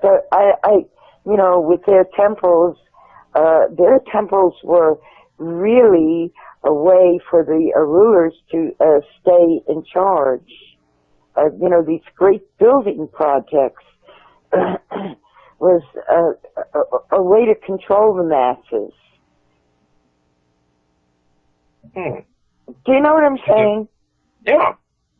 So there's where we're having the break from what we knew, or what the people from Pan wanted to take out to the world after the deluge, and what the world became after the intermarrying. Exactly, because the races mixed, and it was only smaller communities that kept the faith. The original faith was very humble. Their lives were dedicated to agricultural pursuits and a spiritual communion, and to uplifting the lower people to a higher state of understanding. Their offspring, however, was a kind of mixture, kept some of the teachings, but mixed it in, and eventually, you know, that the Hebrew tribes refused to have kings and queens. It's for that same reason, that their communities were very small. They were not these big state-organized places with, you know, huge monumental projects that kept the people organized and under their thumb. The faithist communities were small and humble, and the highest person in the community was the rabbi, or the rabbi, the spiritual leader. They did not believe in kings and queens, because what kings and queens wanted was power. And glory, power and glory. Okay, so we Pan did not have any of that. They did. That's why the continent was destroyed, because they went into the same pattern of elitist kingdoms and human sacrifice and war, a lot of war. But Japan was the only place on the planet 24,000 years ago where any little people had survived. Every other place in the world, they had been destroyed, exterminated by the barbarians. So just this corruption is a human condition. Right. Okay. Susan, one of the leading researchers on Pan is James Churchward. What do you think of his works? He is, he's still in print. He's been in print for 100 years almost. And his great-grandson has just reprinted his classic work. That's Jack Churchward. He reprinted his great-grandfather's work in 2011. The book is called The Lost Continent of Mu, with copious annotations. Churchward is worth being remembered and worth having. It deserves the name he has and has maintained, because he was an independent thinker. I mean, I got some of my ideas on the Ice Age originally from him. He knew a lot about the Earth's geology and the Earth's history. I don't agree with everything Churchward says, but I think he got the main outlines of things correctly. He dates the destruction of Mu differently than I do. He dates it 12,000 years ago. I dated 24,000 years ago, but that's not so important. Churchward really should be taught in the schools as an alternative to the history, the prehistory that we get, which tells us that the Garden of Eden was in Mesopotamia along the Fertile Crescent, and that the flood was there. Hey, as an alternative, offer Churchward. He says the flood was the sinking of the continents of Mu. What did he? Yeah. Susan, what did he write about the Ice Age? What was his thesis?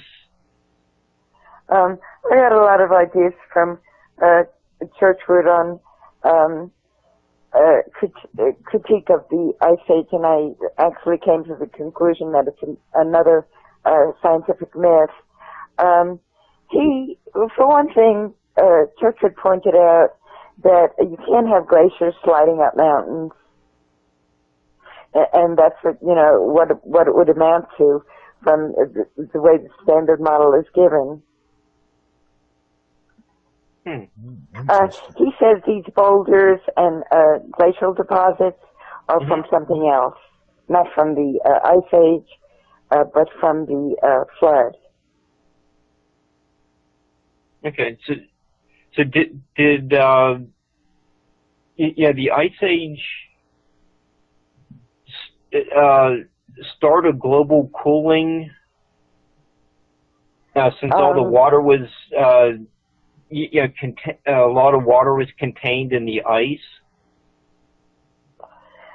I know that's what they say, but I don't believe it.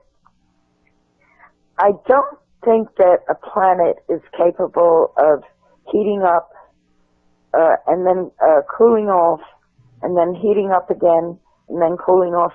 When you look at the literature, there is so much conflicting, contradictory information on the Ice Age that you just know this field of knowledge is in chaos.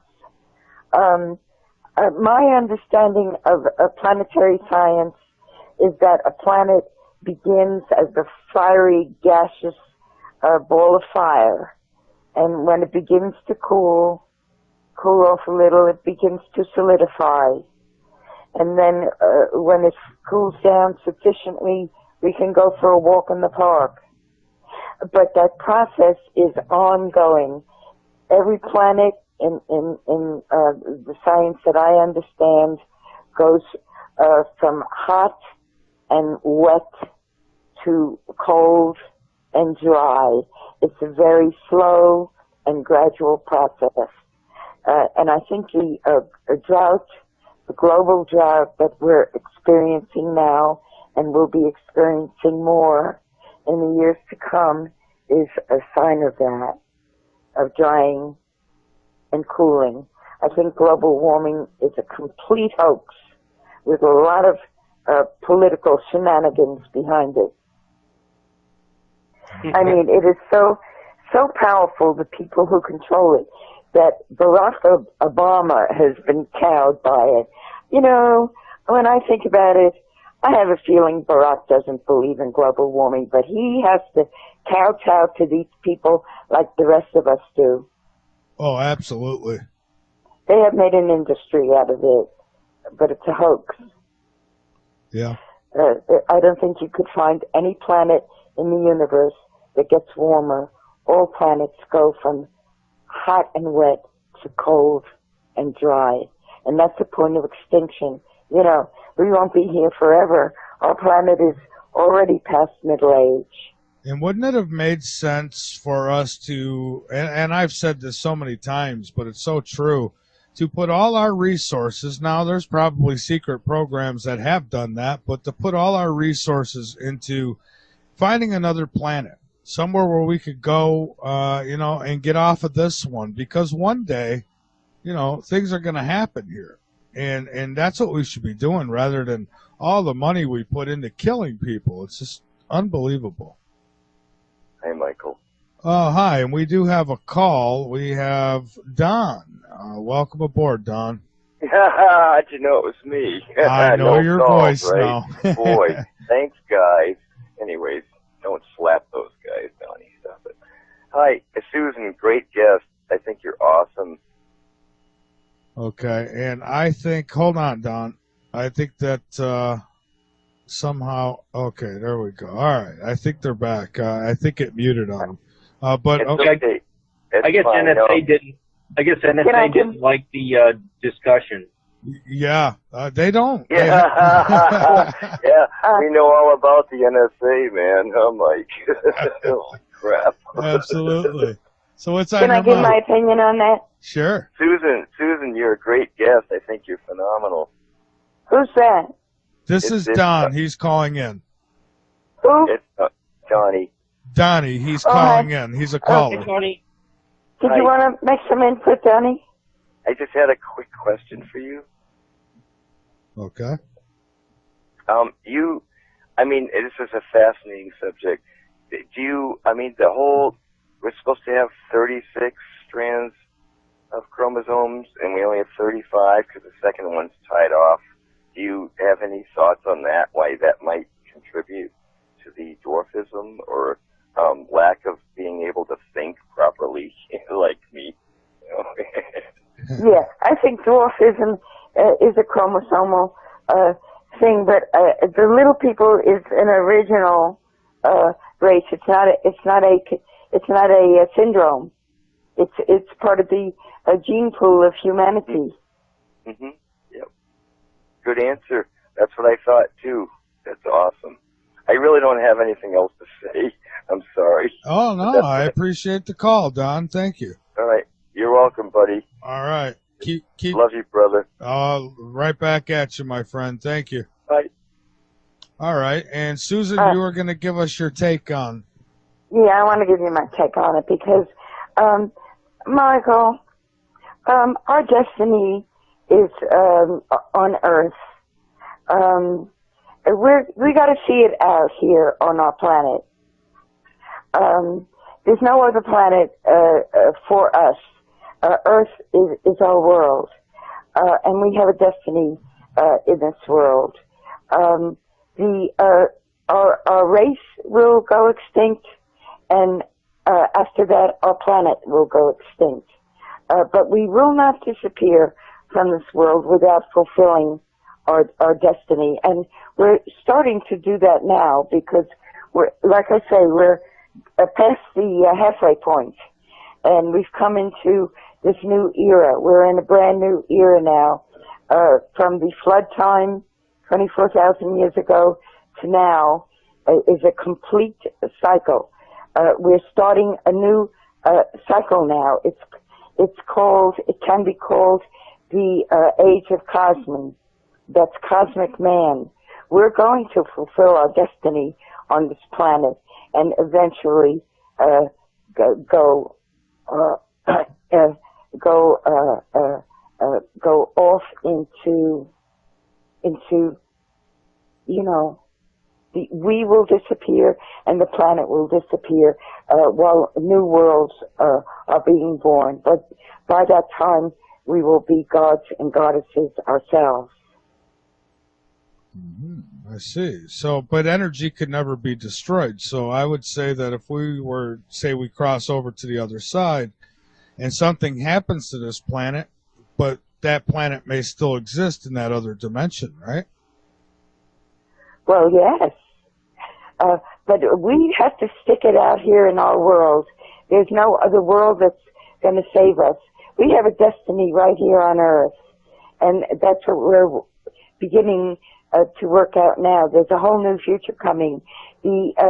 Our current civilization is circling the drain. It'll be gone before you know it. But the new one will arise out of that. And that will be the final chapter of man's history on Earth. The Cosmon Age. We're in it already. We've started it already. And our efforts toward the future counts. We shouldn't be worried about the past or even the present. We should be thinking of the future, how to work out a new paradigm, what the truth is, because we can't survive without the truth. See, that's why we're failing so badly now. We can't survive in this darkness. We need the truth. We need the light. I agree, but at the same time, don't we? I mean, especially the work you're doing. I mean, we need to know about that part of our past in order to move forward, maybe at least to some point, right? I mean, because we have been lied to. Sure. So we're heading for a return to Pan. It's a return. In a way, it's a return to what the little people represented. They were spiritual people, and the destiny of our race is to become spiritualized before we go off into the wild blue yonder. That's what's happening now, and people are fighting it on every hand. People are fighting the spiritual, but that's what's coming, and that's what we have to submit. You know that Islam means submission to God. You know that that's what Islam means. It means submission to God. We need to submit to the higher power. We never got to talk about technology. Oh, yeah. So we were supposed to. Well, we still have about another 10, 15 minutes. So by all means, please, anything you can add as far as technology is concerned, I'm all ears. I have a thought, but I wonder if Mark has a thought to start us off. Okay. My next question. Technology. Oh, for technology? Yeah, ancient technology. Everyone wants to know about that. Yeah, let me ask you this, Mark. I could probably start this off and say that I think that there's two options for as far as past civilizations go, and the abilities they had to build things like the pyramids. So either there was outside help, off planet, whatever it might be, some kind of outside help, or people at that time frame had a hell of a lot more technology than we're learning in our textbooks in school. Yeah, I mean, some of it looks like, you can just look at Yonaguni. How was that made? Were those rocks cut with lasers? I don't understand how they could be so precise. If we look at it, a structure like that with our modern way of thinking, and say they just beat rocks against rocks and made these, perfectly 90-degree angle steps, it just doesn't make sense. I think there was something, technology that we've don't understand that has been lost. Right. And I would agree. I even go as far as saying that whatever technology we have right now was not invented, but reinvented. Yeah, or you can look at that Antikythera device. What was it, found off the coast of Turkey? It was like a 2,000-year-old computer. Yeah. Right. Yeah. Like that's we just reinvented what the ancients already had.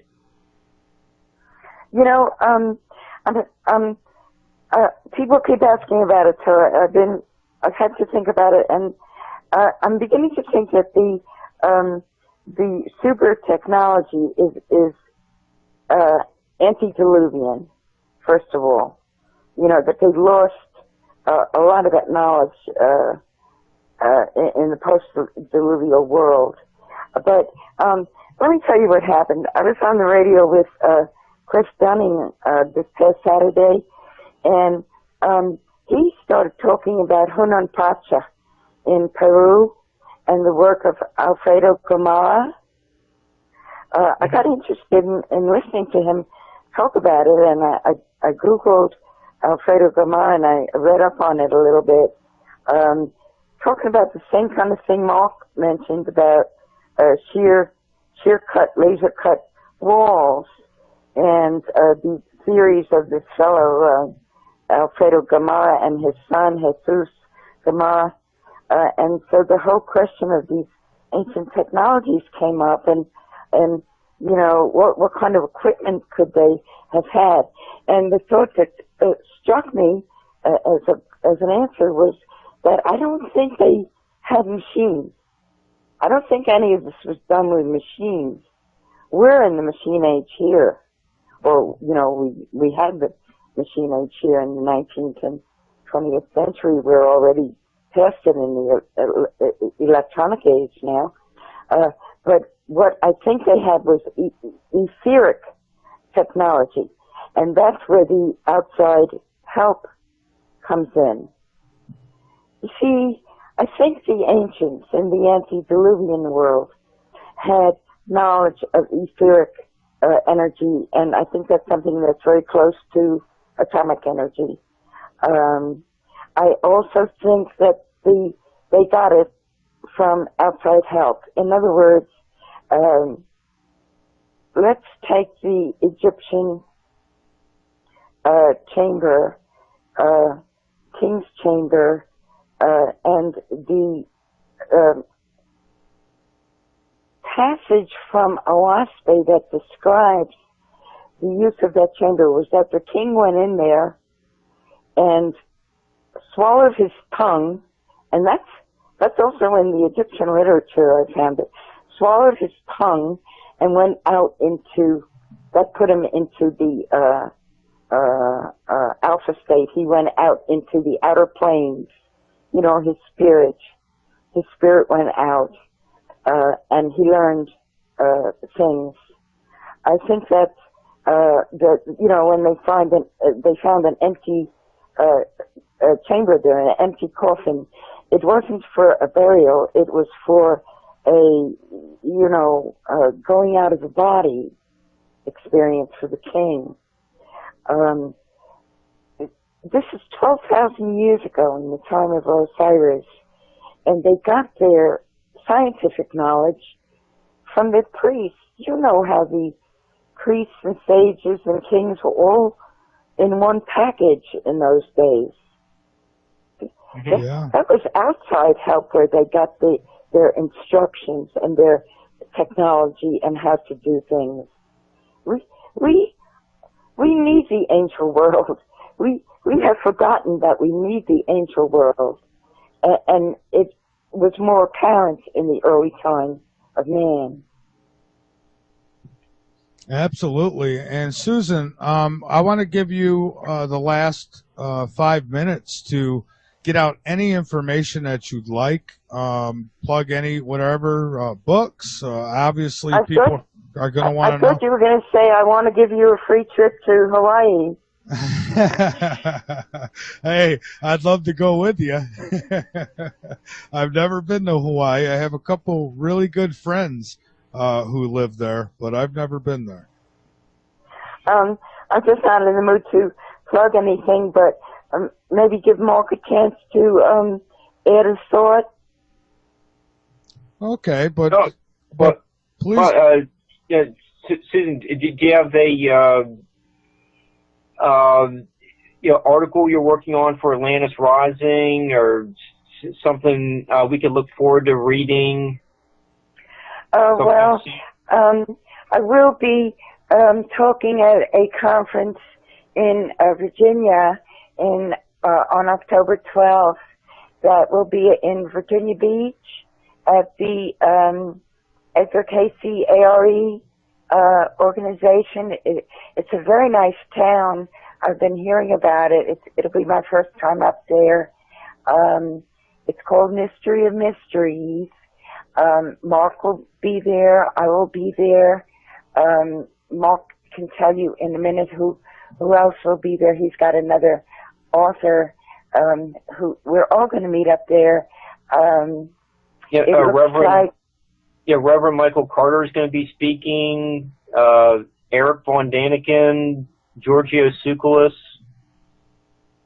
And the 800 number is 800-333-4499, and that's the weekend of October 9th to 12th in Virginia Beach.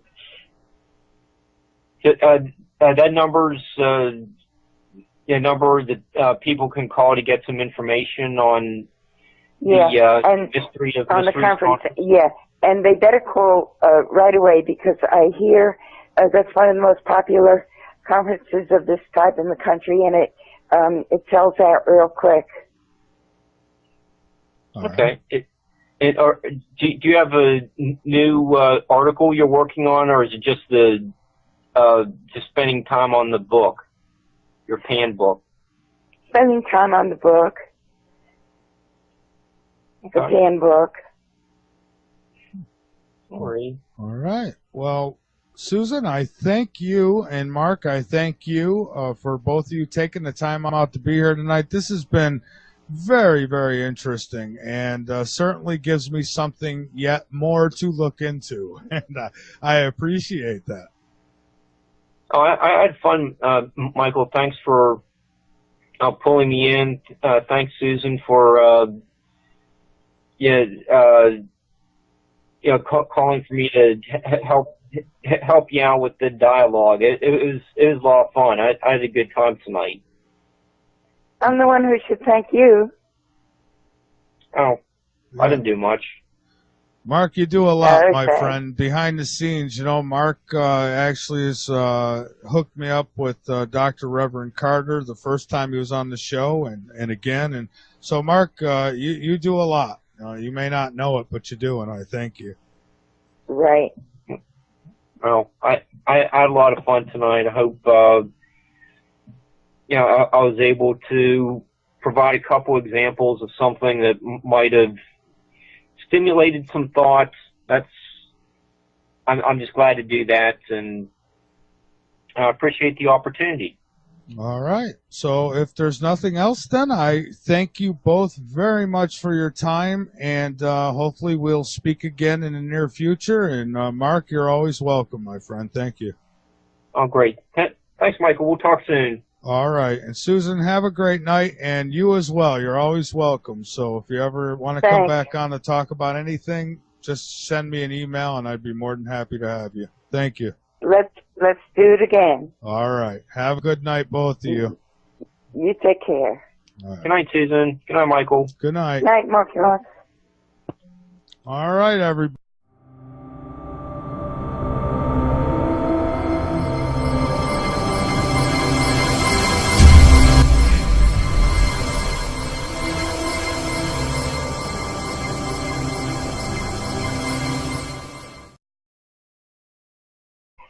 better understand the language of it.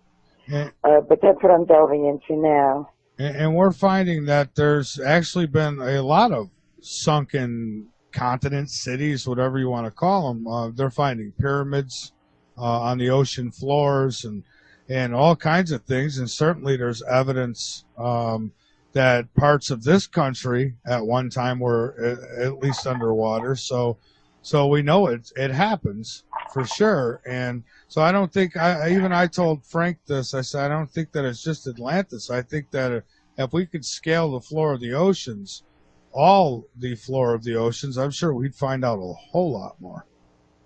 Well, right. However, these kinds of earth changes were before man walked the earth.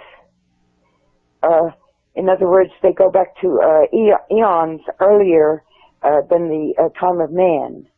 There may have been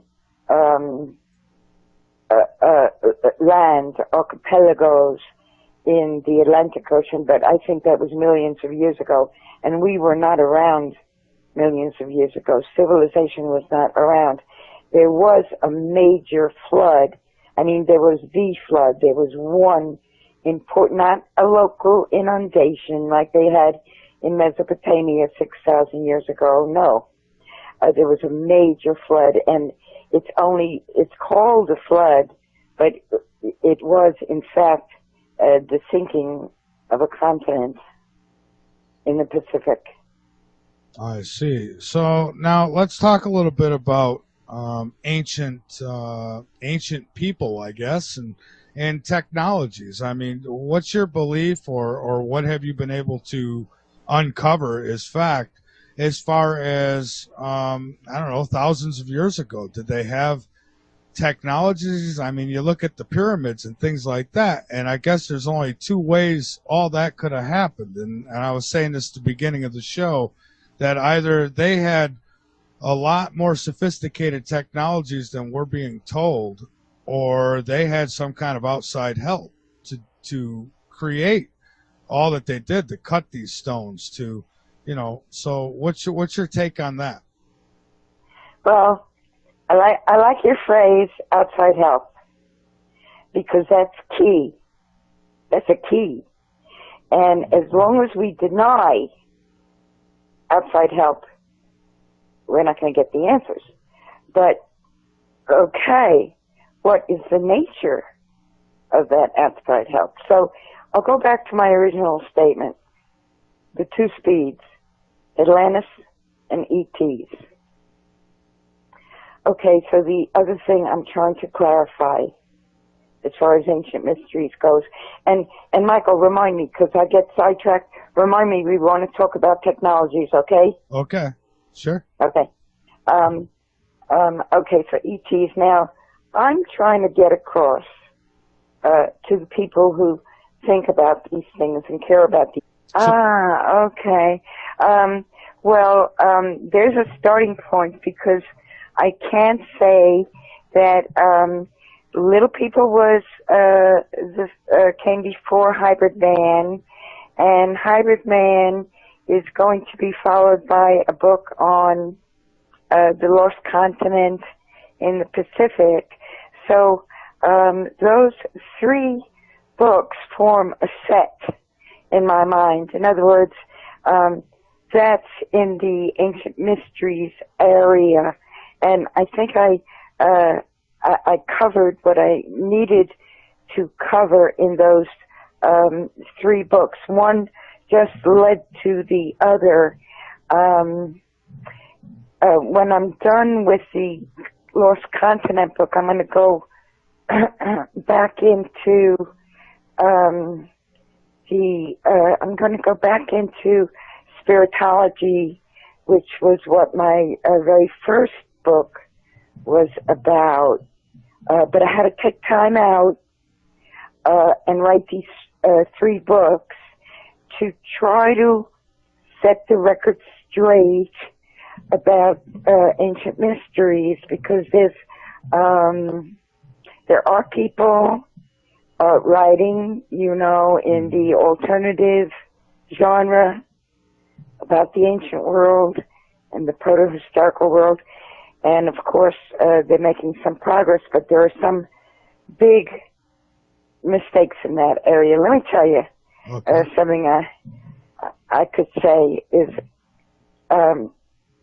these alternative historians, proto-historians, tend to have two speeds, Atlantis and ETs. Are you with me? I am.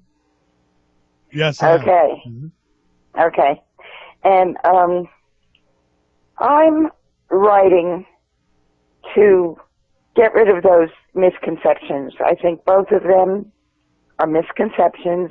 They're just contraptions, just ways to try to visualize what was going on our planet in a time before records were kept. So, I get a lot of my inspiration from the Oaspe Bible, which covers these histories. It starts with the beginning of life on the planet, but the focus of this Bible, which runs chronologically,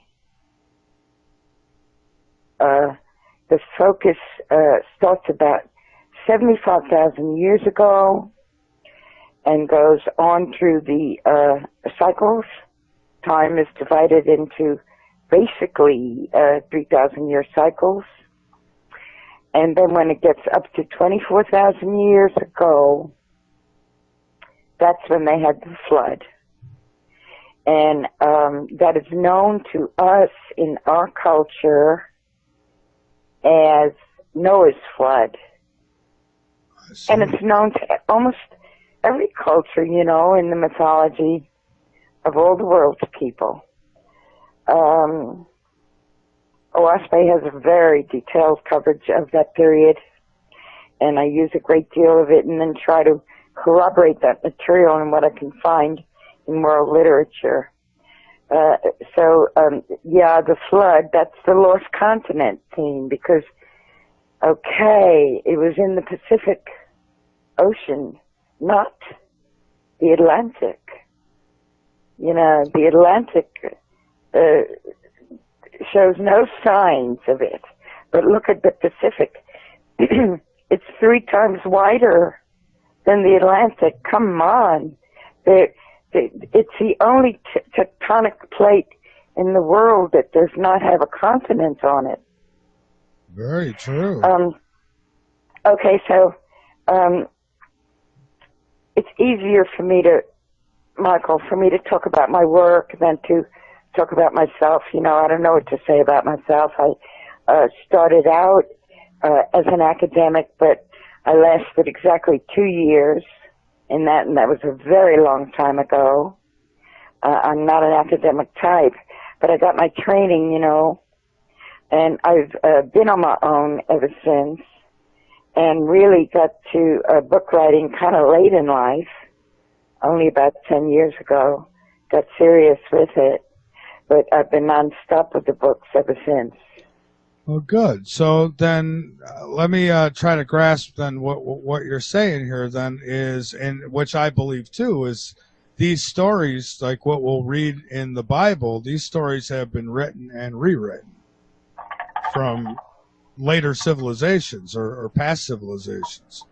So then we would be able to say that what we see in the Bible, just the names have been changed, maybe a few details, but that, the flood did happen. These things did happen.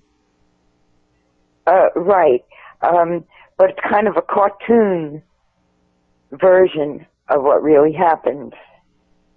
Right. And you do believe that Atlantis exists. So it's not that you're saying that Atlanta never existed, but that Atlantis just don't exist where people think it does. Michael, the more I get into it, and at this point I'm writing about it, I'm dedicating one chapter in the book I'm writing now to dump on Atlantis. The title of the chapter is Sinking Atlantis Once and for All. Okay, I think that the whole Atlantis myth has eclipsed the truth. And the truth is that we're the source of civilization, and the sunken continent was in the Pacific Ocean. Atlantis has star value. You know, it has a million miles of ink devoted to it. That does not make it.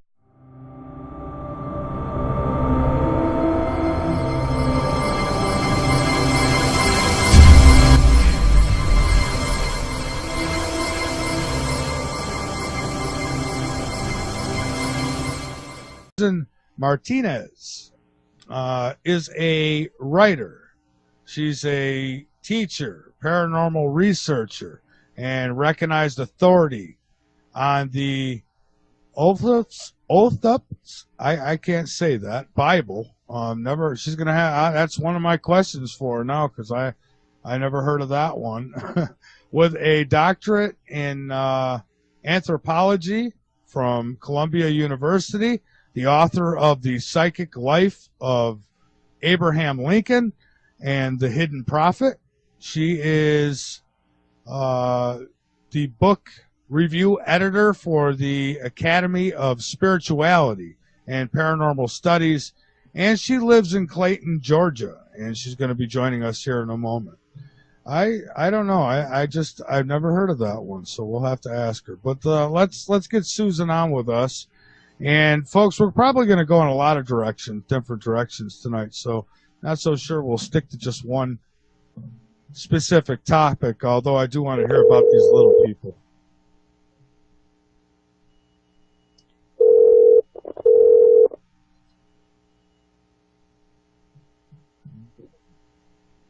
Good evening, Doctor. Hello? Hello? Hi, Doctor. This is Michael Vera with Late Night in the Midlands. Hi, Michael. Hi, how are you? I'm okay. All right. I know you had a rough day. Yeah, well, today's actually been okay. It's the last 2 or 3 weeks that has been rough, but trials and tribulations. Right. But hey, life would be no fun without them, right? So. Okay, I'm hooked up now. All right, great. Well, Doctor, I first want to thank you so much. Don't call me Doctor. Okay, Susan.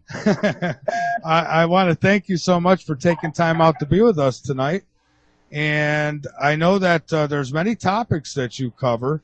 And I guess first and foremost, please a little background on yourself and what got you so interested in all these different topics. That's too open-ended for me.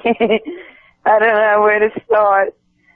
Okay, well, start a little bit with your background. And, I mean, it had to have led you to an interest in, like, little people and hybrid man and those. You know, Michael, I remember your name, and I remember the name of your show, and so I think we've had a conversation already. Do you recall? I can't remember what we talked about. Yes, I do recall. And as a matter of fact, I think hybrid man is what we spoke about back then. At least that's what I think. It's a fact. Right. And I mean, nobody's found it yet, although I have a guest who believes he knows where it is. I don't know if you're familiar with Frank Joseph Hoff, but he seems to think that they've got it, that they've pegged it, but I haven't seen any solid evidence of that yet.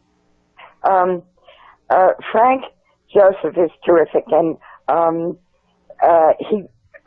the only 2 books of his that I own are his 2013 book called Before Atlantis, and his 2006 book, which is about, I forget the title, but I know it is about Lemuria, or Mu, which is about the same thing as the lost continent in the Pacific. His book, his 2006 book on Mu, it's fantastic. It was a great source of information and research and writing for me for what I'm working on now. His Atlantis book, coming in 2013, last year, had some interesting topics in it as well, but it really didn't have it really didn't have much on Atlantis. It had some very good archaeology stuff in it, but there was nothing there to convince me of a continent called Atlantis. The myth started with Plato, and I believe it is true that Plato wrote it as an allegory of Athenian politics. You know, it was a fanu for him.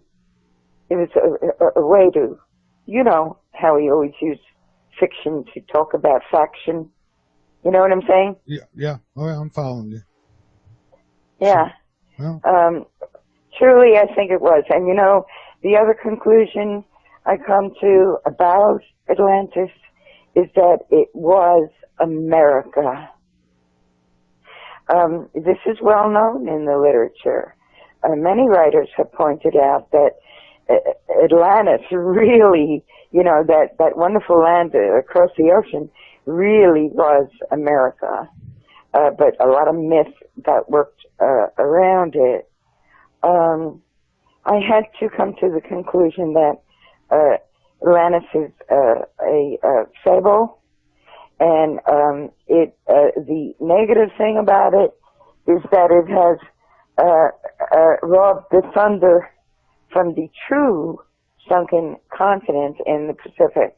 And lately I've been studying the geological signs of lost land there, the trenches, the coasts, you know, the Cordilleras, the mountain ranges, right. The ring of fire. Yes. Around it. There's a lot there. I wish I was a geologist to